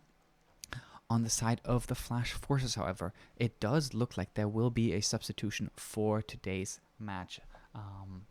So we will be seeing how they will play as a whole with their substitute support. Ortega taking up that mantle, and I think in the jungle there is a positional change as well. I do not remember seeing this name yesterday. So we will see how that sort of shakes up the synergy that they had built from yesterday's game and how that will interact with it in general. Hello, Oh, I think I have Yamden back. Hello, how are you doing? I'm doing well. How are you doing? I'm doing great as well. So I have the cameras not switched over yet, so I should change the overlay here. Yeah, all right. First game for you. Tell me, what do you know? What have you been watching so far? How are you feeling about the general state of Supreme League Europe so far? I think it's been really spectacular. I've watched the games today. Last game was a bit of a fiesta, but Mm-hmm. the game before that was pretty awesome to watch. I didn't really get a chance to watch any of the games yesterday though, so I'm excited to see what people bring out today. What are some of the interesting picks that you watched today and that you maybe think could be influential to the general course of the state? I think the Malphite and the Pike pick were pretty interesting. Mm-hmm. I don't really see Pike too often around. Malphite as well, I think, but that yeah. So we are actually headed into draft right here, so I will transition the scene. And now we're going to be watching and seeing what the pick priorities are. A zillion first ban. My god, what? Wow, that is impressive. I say that as a Zillion, mate. Oh, Um, so that's quite interesting actually. that will be And then answered by a Camille ban on the other side. So maybe someone that watched Barrow's solo queue account. I believe all of these bans are people that have actually looked at each other's accounts, because there is just a lot of interesting bans that we wouldn't really value as very high priority champions. So we will be seeing what goes on here. I agree. As I should also do the draft music. Coming out with the Diego ban too, which is no surprise considering how strong he has been recently. Yeah.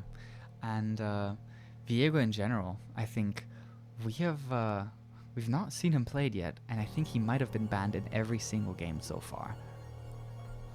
So Yeah. Wait, I think he was played last game. It was not, or I think it's some different game. Oh, I don't think he was played last game. There was a no, he was Hikrim not. versus. I confused this with one of the LEC games I was watching earlier. Okay, okay, fair enough. Fair Yeah, enough. my bad. Well, the level of Alright. quality is similar, so fair enough. Well, we're going to be having a Caitlyn first pick, and that is going to be immediately answer with Morgana Varus. Taking the Morgana away from the Caitlyn is a pretty interesting pairing, because now Caitlyn does not have many supports she feels extremely good about. Yeah, and the lockdown with the snare or with follow up by the bars, Q or E is also pretty strong as well. They can set up each other's snares. A Seraphine Hover. And that will be immediately locked in for the side of Ortega. Pretty interesting. Could also obviously go to the mid lane, but I think we've seen a lot less priorities on these Enchanter mid laners over the course of SLE so far. And then rounding that up with a Xin Zhao who loves the company of an Enchanter in the team.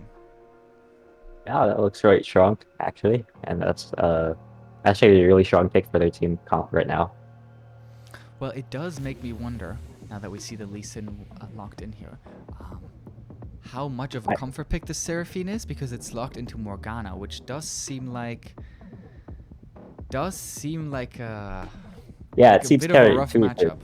Yeah, but Seraphine could still go mid in this case, or Morgana could still go mid as well indeed. if they choose to go that way. I don't expect to see that, but we're going to be having the classic matchup in the jungle. Well, the new classic matchup of the Lee Sin versus the Xin Zhao. I've been wondering about the state of Lee Sins in this league, and I've heard that Kung Fu actually has a lot of confidence as a player, as it does seem like there's a bit of a volume issue, but we should have that fixed right now. So, moving back into So draft, there's, we're going to be seeing the two second top round of bans right bans. here. Yeah, 2 top bans. Garen ban? How do you feel about that? I don't think it was necessary unless the player on the other team has a really strong Garen on them. Oh wait, actually looking at it, he does play really strong Garen, but they don't really have any hard lockdown currently for the Garen on their team, so it's a fair ban I think right now. Yeah. Well, maybe it also indicates some sort of champion that they would actually like to play. Because what we have been seeing is, of course, the meta bans and then the targeted picks, but we haven't seen much bans that sort of allow you to pick a champion, like we'd see in some of the other leagues, where people are like, oh, I can't play Camille into this matchup, so I have to ban a certain counter to it.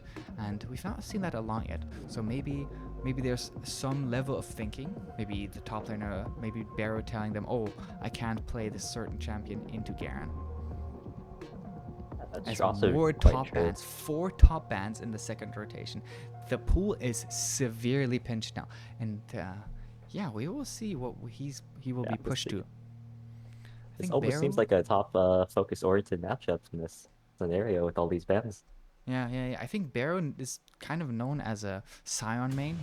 He plays that champion a lot, so we will see if he gravitates towards that as we have a Rise locked in. Now, I'm personally a big fan of seeing a Rise. I think it's very nice to have him back in the meta because I think there is a lot of exciting gameplay that does come out from that champion, and that may be answered by the Syndra from the Flash Forces here.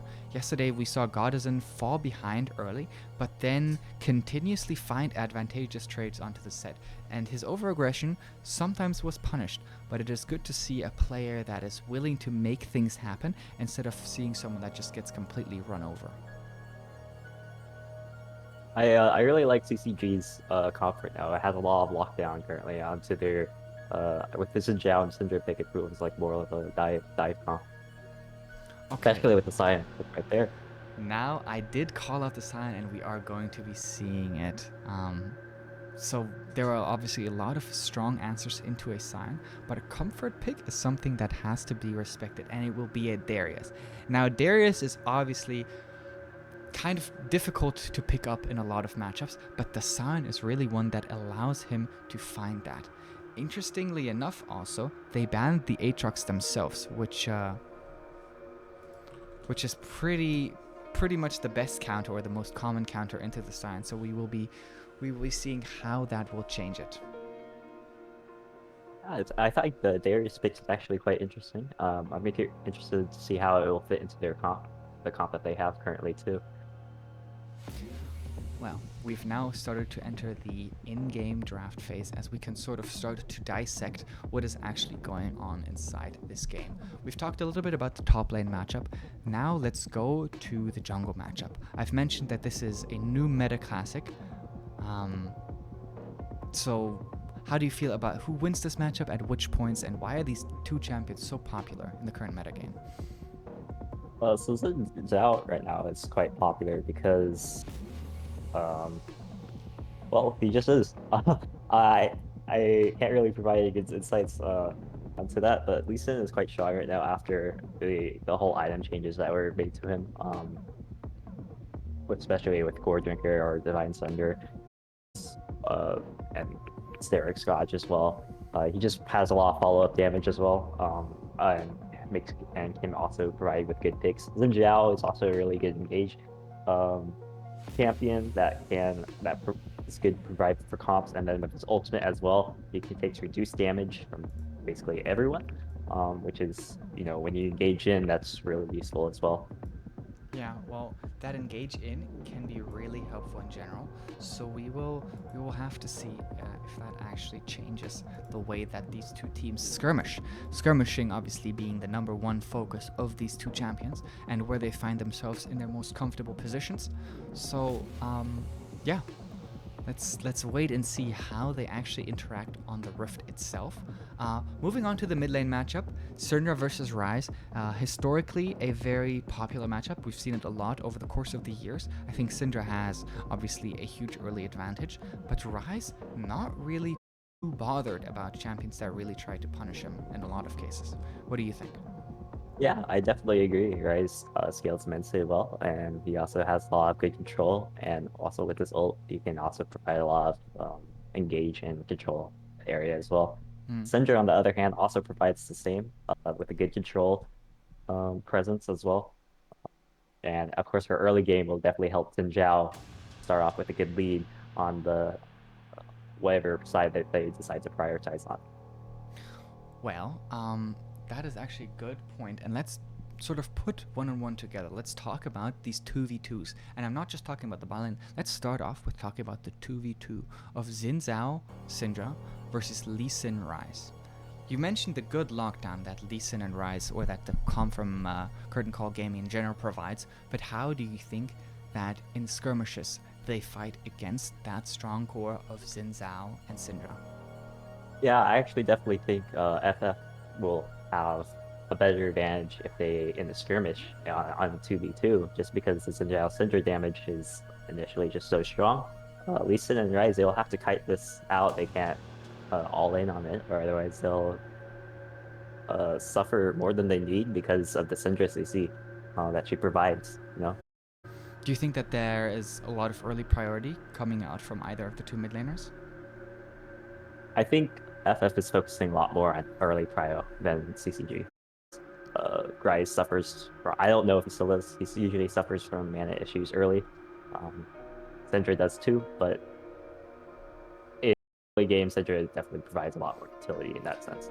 The raw damage that sometimes comes out from a Syndra can also really sort of put the Ryze in uncomfortable situations where he doesn't find the spell flux bounces that he's looking for, and that means that he can't really get the lane priority that he wants because he's wasting mana on staying alive and being in a comfortable. So yeah, I also think that there might be a lot of priority coming out from that mid lane, and that could actually lead to early scuttle crab action. Now, if we transition that bot lane and we go one, what is it called? One floor down, then we have the Caitlyn Seraphine against the Varus Morgana.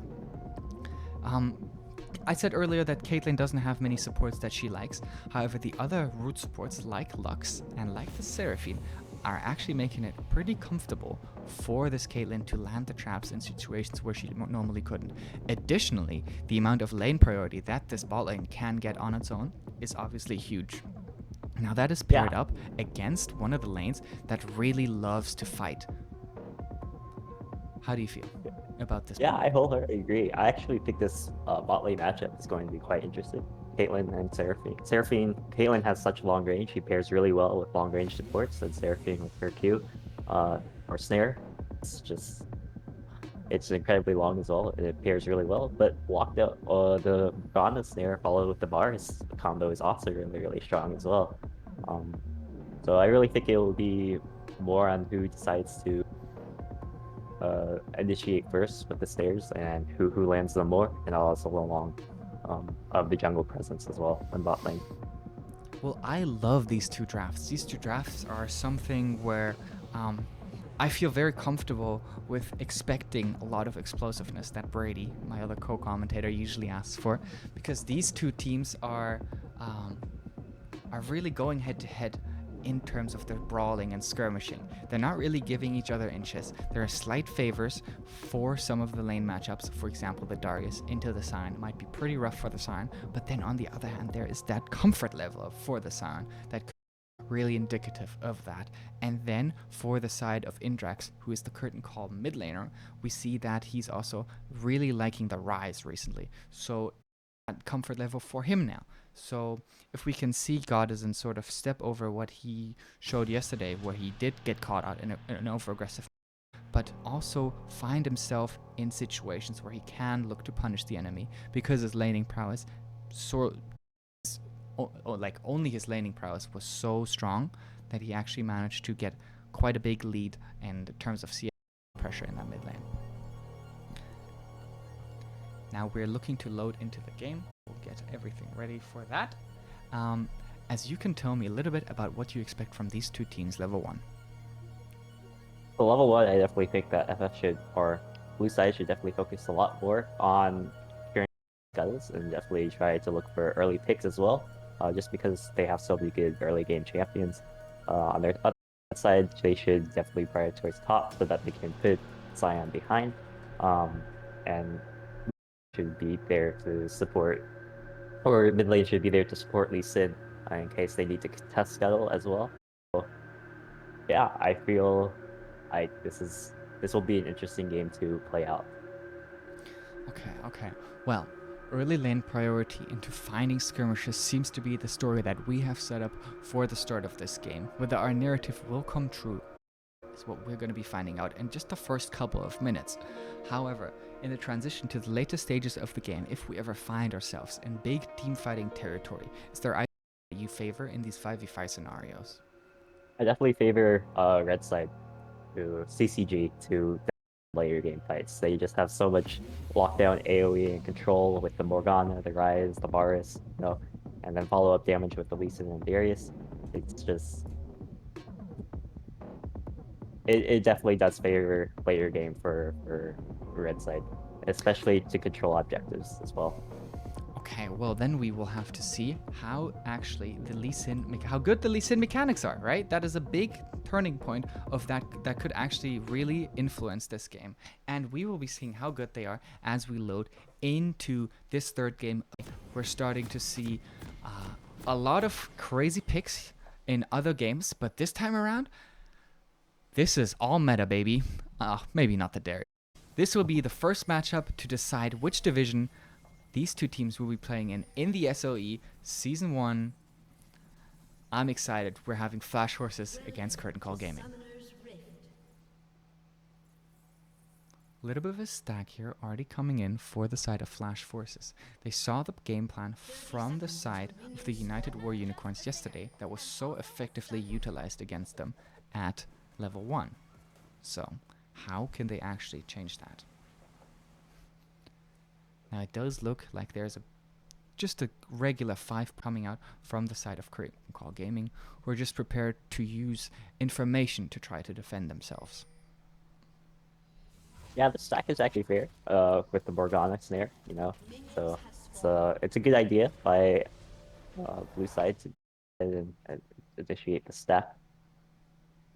Red side, on the other hand, they're doing the classic 5-point on all of them, but I mean, blue side doesn't really have anything to really engage in on level 1, as of right now, at least.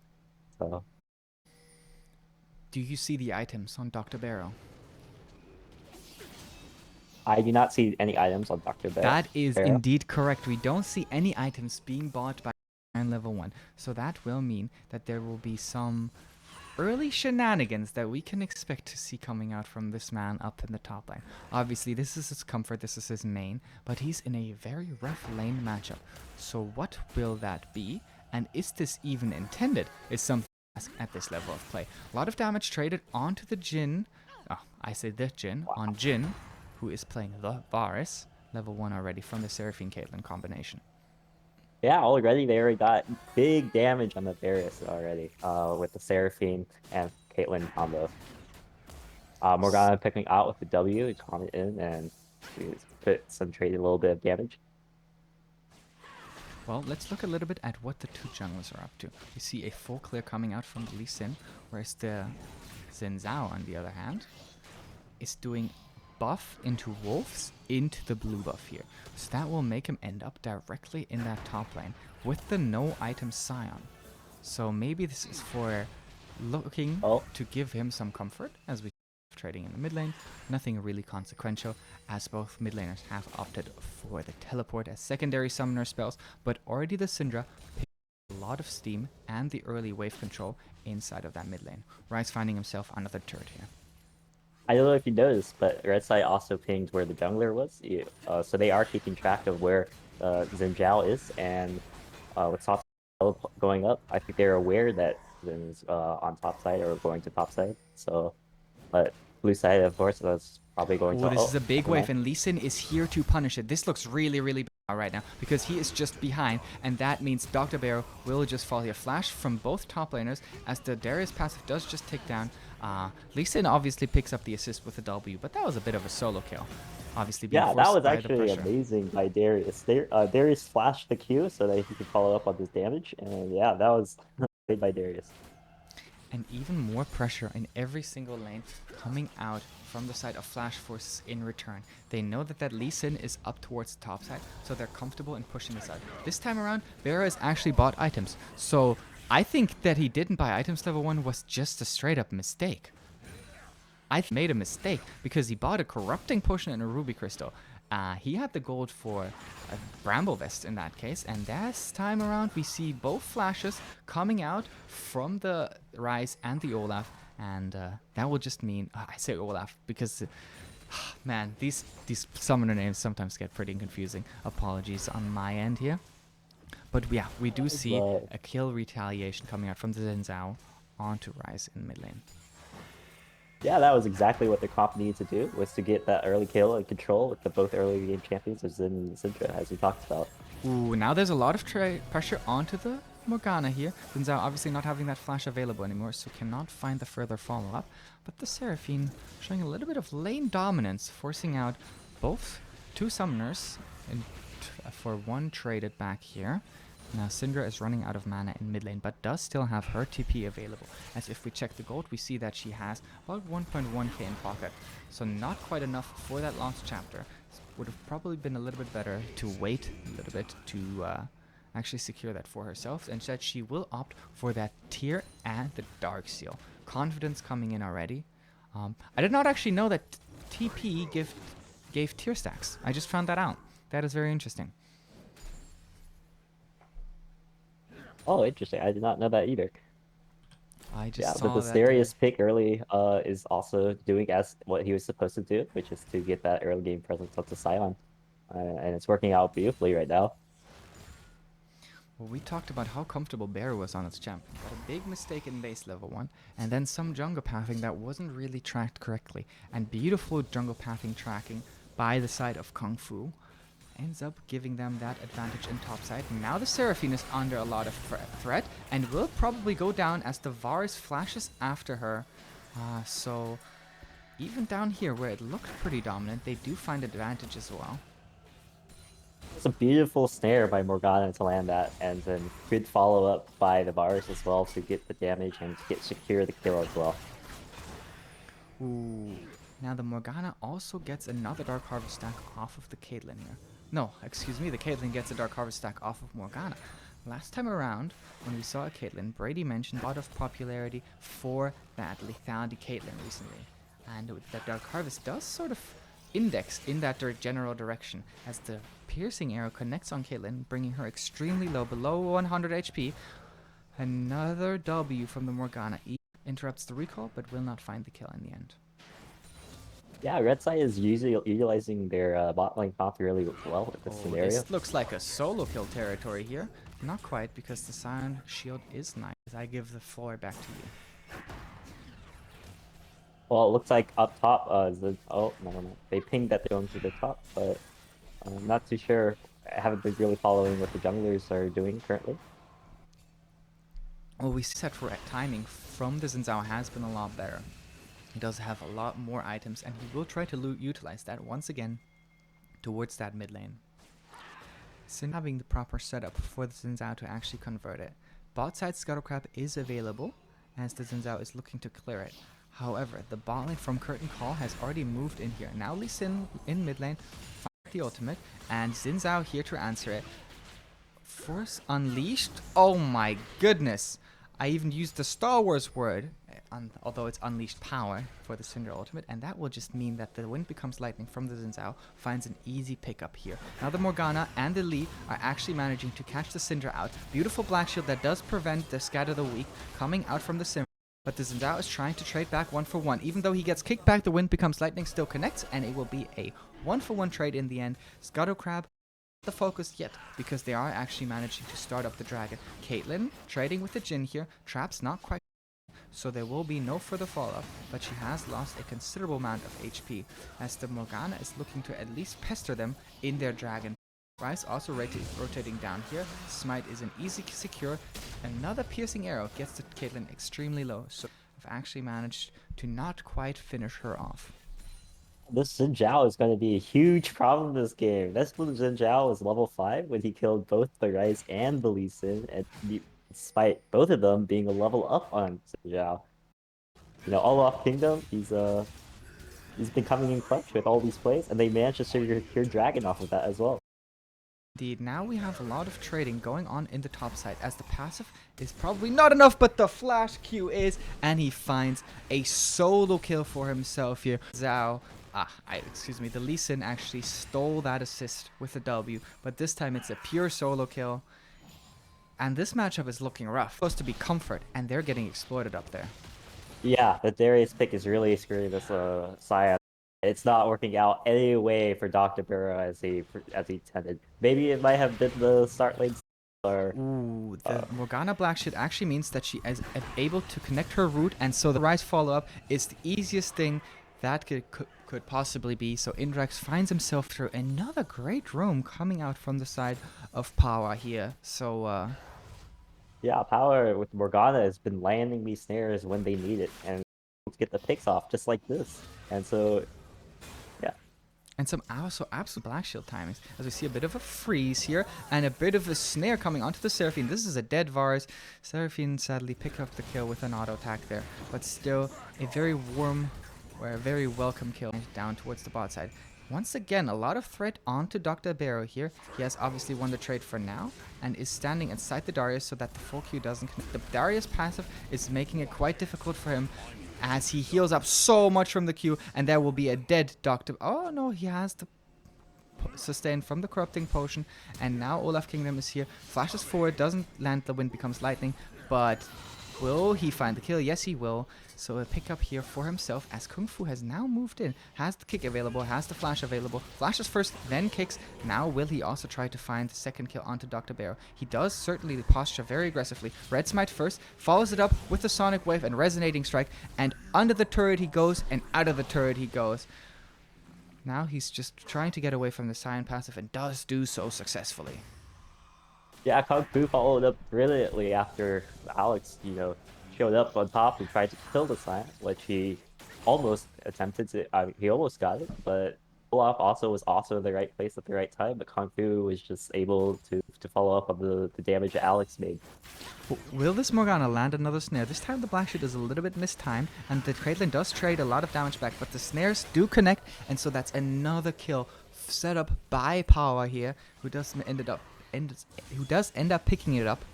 And also gets away from the Cinder here, but the Xin Zhao is the fourth member here from the side forces.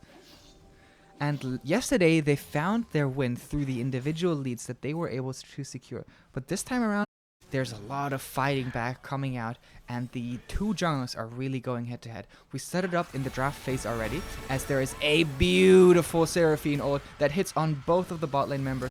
Xin Zhao is trying to pick up the kills, but Power flashes over the wall and walks it out. That was a beautiful Seraphine ult, but it was just unfortunate that they didn't have the damage. It was really good Hourglass by Morgana, and then bot to be able to flash out as well. The presence of But- mind to flash over that wall in an aggressive manner has actually left the Jhin, or the Varus I should say, alone here, and finally the Caitlyn finds her first kill of the game. But Power is not bothered about the bot lane difference, because Power is everywhere on the map and sets up a kill for the mid lane, is trying to open up an even bigger gap up towards the top side. Does not actually follow entirely through on the resonating strike there. But the This Herald was is actually a dropped. really good play by Red Side or CCG, because they resaw Olaf was bot and they took Herald off of that, and then they used the Herald on top. Fortunately, the tower did not go down, but they still got the turret plating gold off of that. A classic cross map that is so successful for them and actually puts them in the gold lead here quite significantly. We're talking about a 3,000 gold lead at 13 minutes. Now we've seen that gold leads are obviously not the most important thing in this current in this tournament, I should say. Yeah, But 3,000 is significant. it is, and on side FF, the only player that they have their gold on is Xin Zhao. They don't have any of the damage on any of the other champions. Meanwhile on CCG, they have Ryze and they have Lee Sin. Ooh, and Morgana Darius. binding connects. But the Sonic Wave misses. This does not mean that the Seraphine gets lived, but it does delay it so that the TP can come in here. However, Barrow is just also getting binded, and Power is really standing out here like a sore thumb and is making absolutely everything happen. That was a really good lockdown, as we talked about, between Morgana and the Varus. However, the TP, look at this, the TP from the Darius is not available because he does have that ghost. So they are fighting 4v4 around this dragon. To the Syndra finds the first kill of the fight, and Kung Fu is still pretty healthy, so does tank up a little bit more damage until he goes down to the side of the Xin Zhao, and now they're trying to fight back. Silent Passive making a huge difference in that fight, and the star of Curtain Call Gaming and Power is the last remaining member in that fight. Dragon goes over to the side of Flash Forces. Yeah, it looks like at first that CCG had a really good start to the fight, but after they just killed the Side was just such a problem in the fight. He just zoned off the bars, you couldn't put any of the damage, and on the Ryze as well. And they just could not follow up with the damage onto the backline, onto the Caitlyn and the Syndra, and it fell all apart after that. Once again, Goddesson finding himself with a more than unfavorable scoreline. Yesterday, he was in a similar, but the amount of pressure he managed to secure in the mid lane was very crucial to how they ended up winning that game. In this game, obviously he's finding himself in yet again another rather precarious situation. However, he's not having that same global. But the new jungler here, Olaf Kingdom, coming in for the side of Flash Forces, is trying to pick up where Goddesson is falling. And so far, it's been working out for them reasonably well. The gold lead's still at 3,000, but they're not out of this game yet. We mentioned earlier, leads are not everything. Oh my goodness, Power, you have to stop with this. And the Black Shield timing is perfect as well. This is not okay. This is illegal. Power is absolutely like all the stairs that are needed in this game. I don't think I've seen her miss one yet, or an important one yet, and he's, he has nearly like almost all the kill participation because of her snare presence right now. And that means that she doesn't just have the broken stopwatch anymore after that play bot side, but she's actually completed her own Zhonya's and mobility boots. So what we've praised so far are her good timings and her map presence, and the two items she has bought are indicating exactly that. A super here. Beautiful coordination from the entirety of that three-man squad. Now the Darius finds the sign in a position that is more than just unfavorable for him. He's trying to block the ultimate from the Scion, who just gets it up now and is trying to run into the other direction, but the passive ends up ticking down after that Noxian Guillotine comes out. Now Power trying to peel for his mid laner. Still has the Zhonya's available, but doesn't use it. I thought Power would be making another big play right there, especially with Hourglass up, but fortunately not. But as of right now, Red Side is just taking the lead and they are extending it. They just got solo kill top. They just secured another kill on the Syndra, and yeah, the Syndra this game has not been having a happy time right now. No, she is not. At least they find a kill onto Power, which was actually a down, 300 gold at least. Talk to me a little bit about where you see these two teams' win conditions come in as the game continues here. Yeah, so for FF, they have two Drakes already, so they are only two Drakes away from Soul. Their objective control right now is really Ooh, good. I might have to cut you off, but no, I don't. Power saves the day.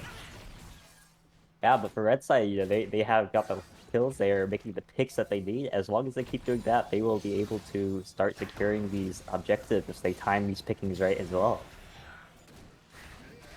So tell me a little bit about what has to happen in order to come true. They already have two dragons. Do you see, I believe it is another Cloud Soul, if I'm not mistaken.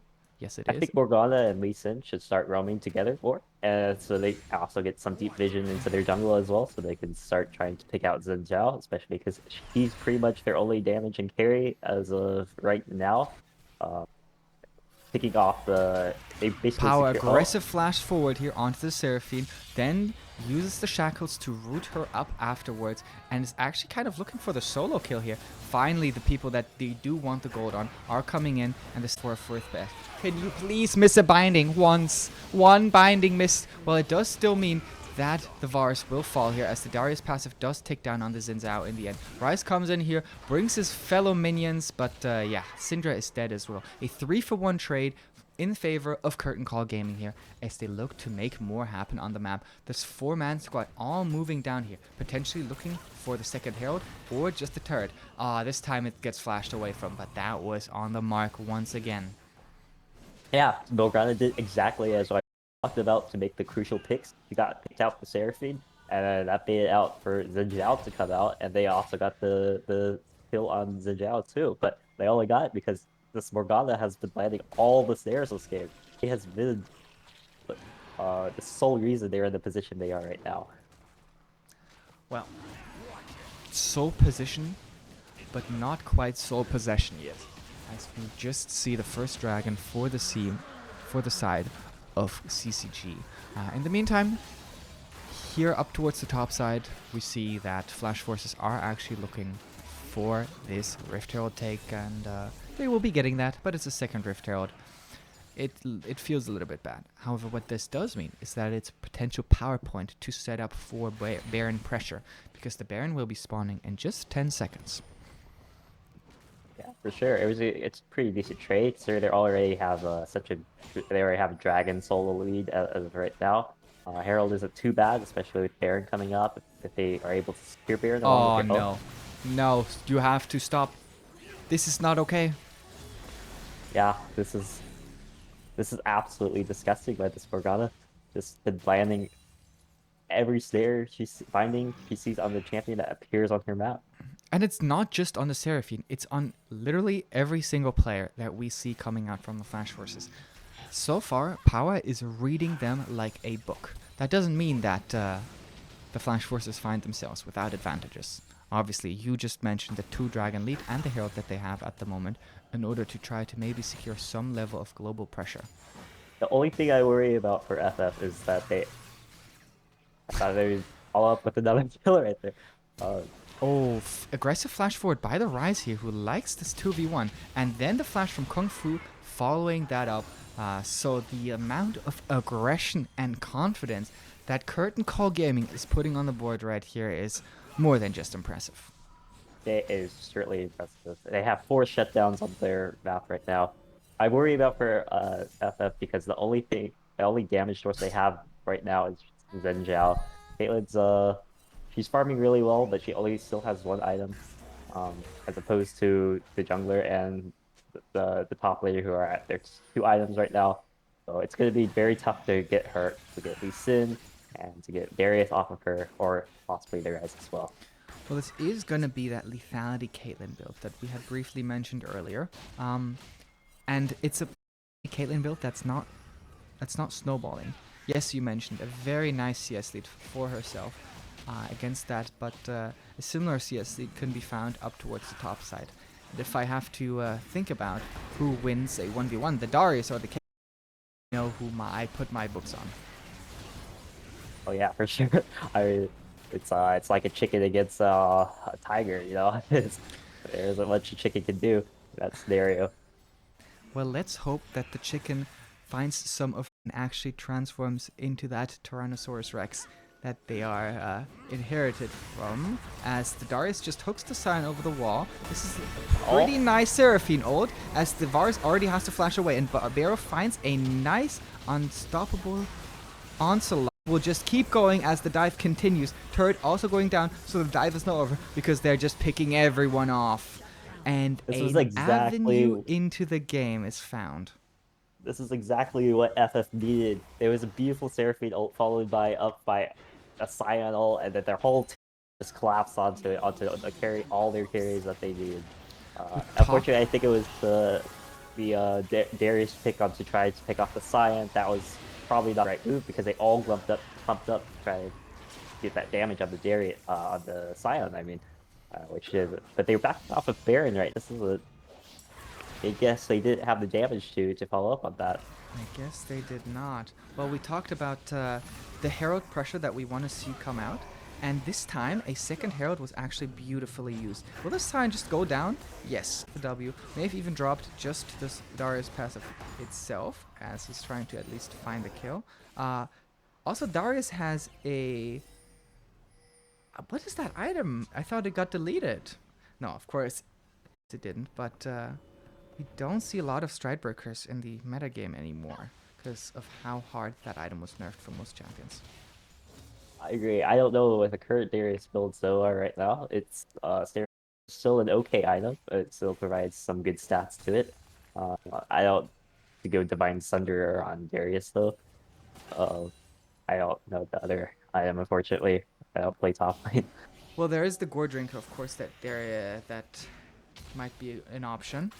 I think most Darius would probably opt into that, as a root this time around comes out from the Varus, and even though there is a two-man Seraphine ult, she will just fall. On the backside, however, Power lands another Caitlyn, which will lead to yet another pick-off. The Realm Warp comes in here, but it's just the Rise who finds the members of his team trying to chase down the Scion and the Xin Zhao. A Crescent Guard hits 4 members back, but that's not enough. Unleashed Power onto Power here, as God is in... yeah, I think he's a little bit tilted after that play. That looked like, yeah, a grudge match. And a Wow, that was full beautifully ace. set up.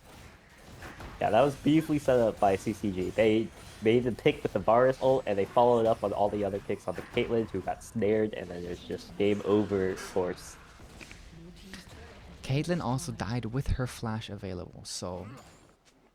getting snared on the backside of that dragon can be rough, because we see that there is a control ward in the dragon pit, which Power managed to sneak around and land a binding from where the Caitlyn really was not expecting it. So saltiness might be a little bit salty, as this time around we see CCG starting off the Baron, and they have some Baron damage.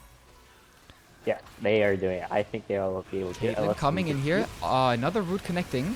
Both roots actually connecting. Rise secures the P coming in here from Dr. Bear. He does not have the Unstoppable Onslaught available, so that will just be a TP for absolutely nothing. He's looking at them run away. Maybe he's waving. I don't know. landing another godlike stare at the crucial moment again to pick off that Caitlyn. Again, as well. So, but now we should be able to see. Oh my goodness, CCG. Varus R is on 13 seconds cooldown. What in the world is the Varus cooldown on Ultimate? 37 seconds. Are you kidding me?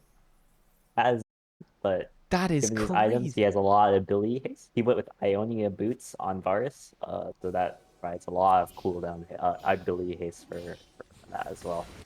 And there's still room for more ability haste of the Varus, so we might see an even more frequent chain of corruption coming out from him. Maybe similar to the cooldown of that Dark Bind. Now we have the side of CCG coming together and trying to set up around this dragon, which will only be up in 3 minutes, but they're contesting red buff here. Snare lands onto Seraphine. Red buff is secured, but so is the kill on the Seraphine, and the Darius is looking rather speedy on that Cloud Dragon zone. Yeah, that Morgana snare does crap ton of damage to it. I think it took out half of that Seraphine's health just from one stare. So not only is she accurate, she's also very deadly right now. And I'm loving to see that the Sightstone is complete for her. It has already hit the level 13 mark, so that means she gets a huge amount of stats from that item. 12% to just about every stat you could want. So it is a very, very strong item if you're able to reach level 13. As of right now, CCG, they're just pushing with Baron and split fishing with the guys on the bottom right now. They need to... Oh, well, the Scion is caught out here, but that a dead Scion, and I don't know if there's much play-by-playing to be doing over that. Yeah, they just need to turtle right now and try and minimize the objectives that they're going to take there. Especially with Scion down, they don't have anyone to take all the damage. It's just... if they manage to pick, it might be game over for FF. It might just be, well, we're going to be seeing how CCG can actually transfer the pressure that they have right now in different turrets and objectives in the form of turrets.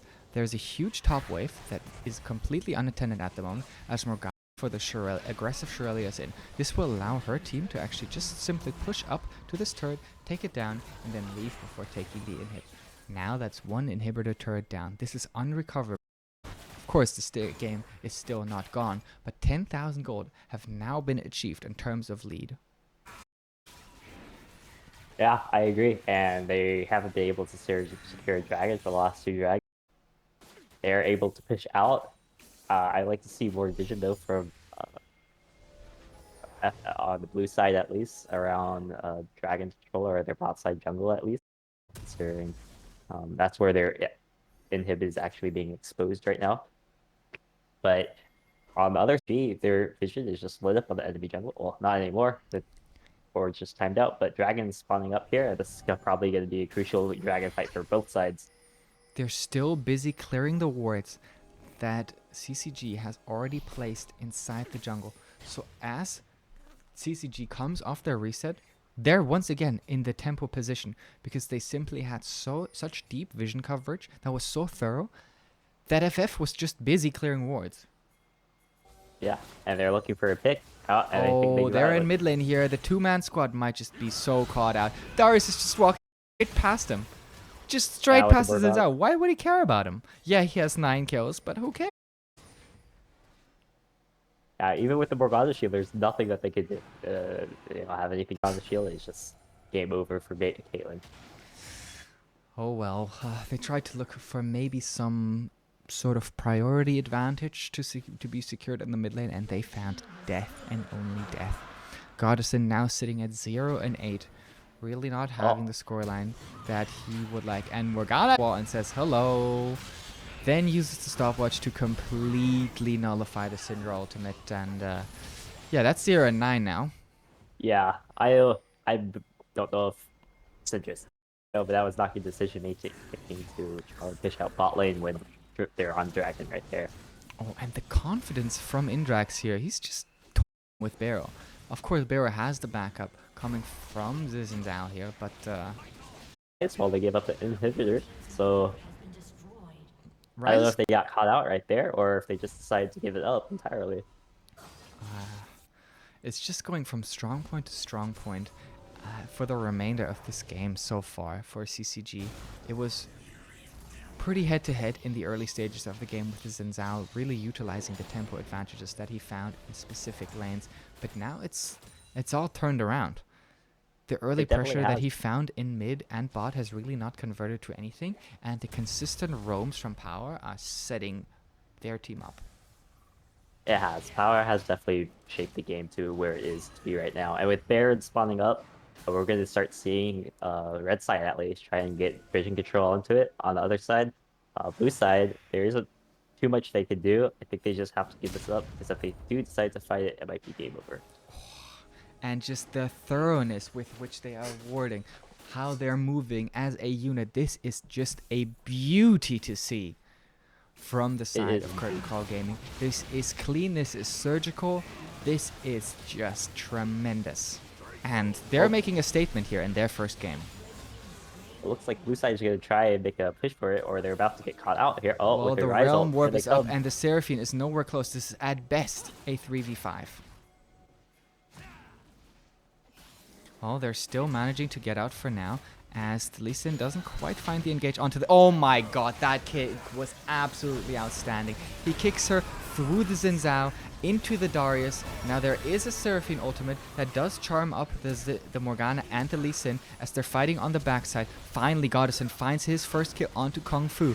Morgana using the shackles to actually secure a kill onto the Scion, and then following that up with the Zhonya's Hourglass to just stay safe. Now the Darius is running down the two mages from the side of Flash Forces, and yeah, this is pretty brutal. His Ghost is about to come up, but he doesn't need it. Nice flash there. That was actually a very nice flash. Yeah, they got their picks and as they intended to, and blue side they just were not in position to try and counter their engage. And look, another Morgana bind. Well, that has been the story of this game, hasn't it? Power really putting it down here, even tanking the Caitlyn ult, and will go down in the end for it. But her AD carry will live. Power's happy about that. What a performance here. It was the absolute perfect performance by Red Side. They utilized their comp, their strengths and weaknesses were, which was the picks, and they were managed to get the picks, and they were able to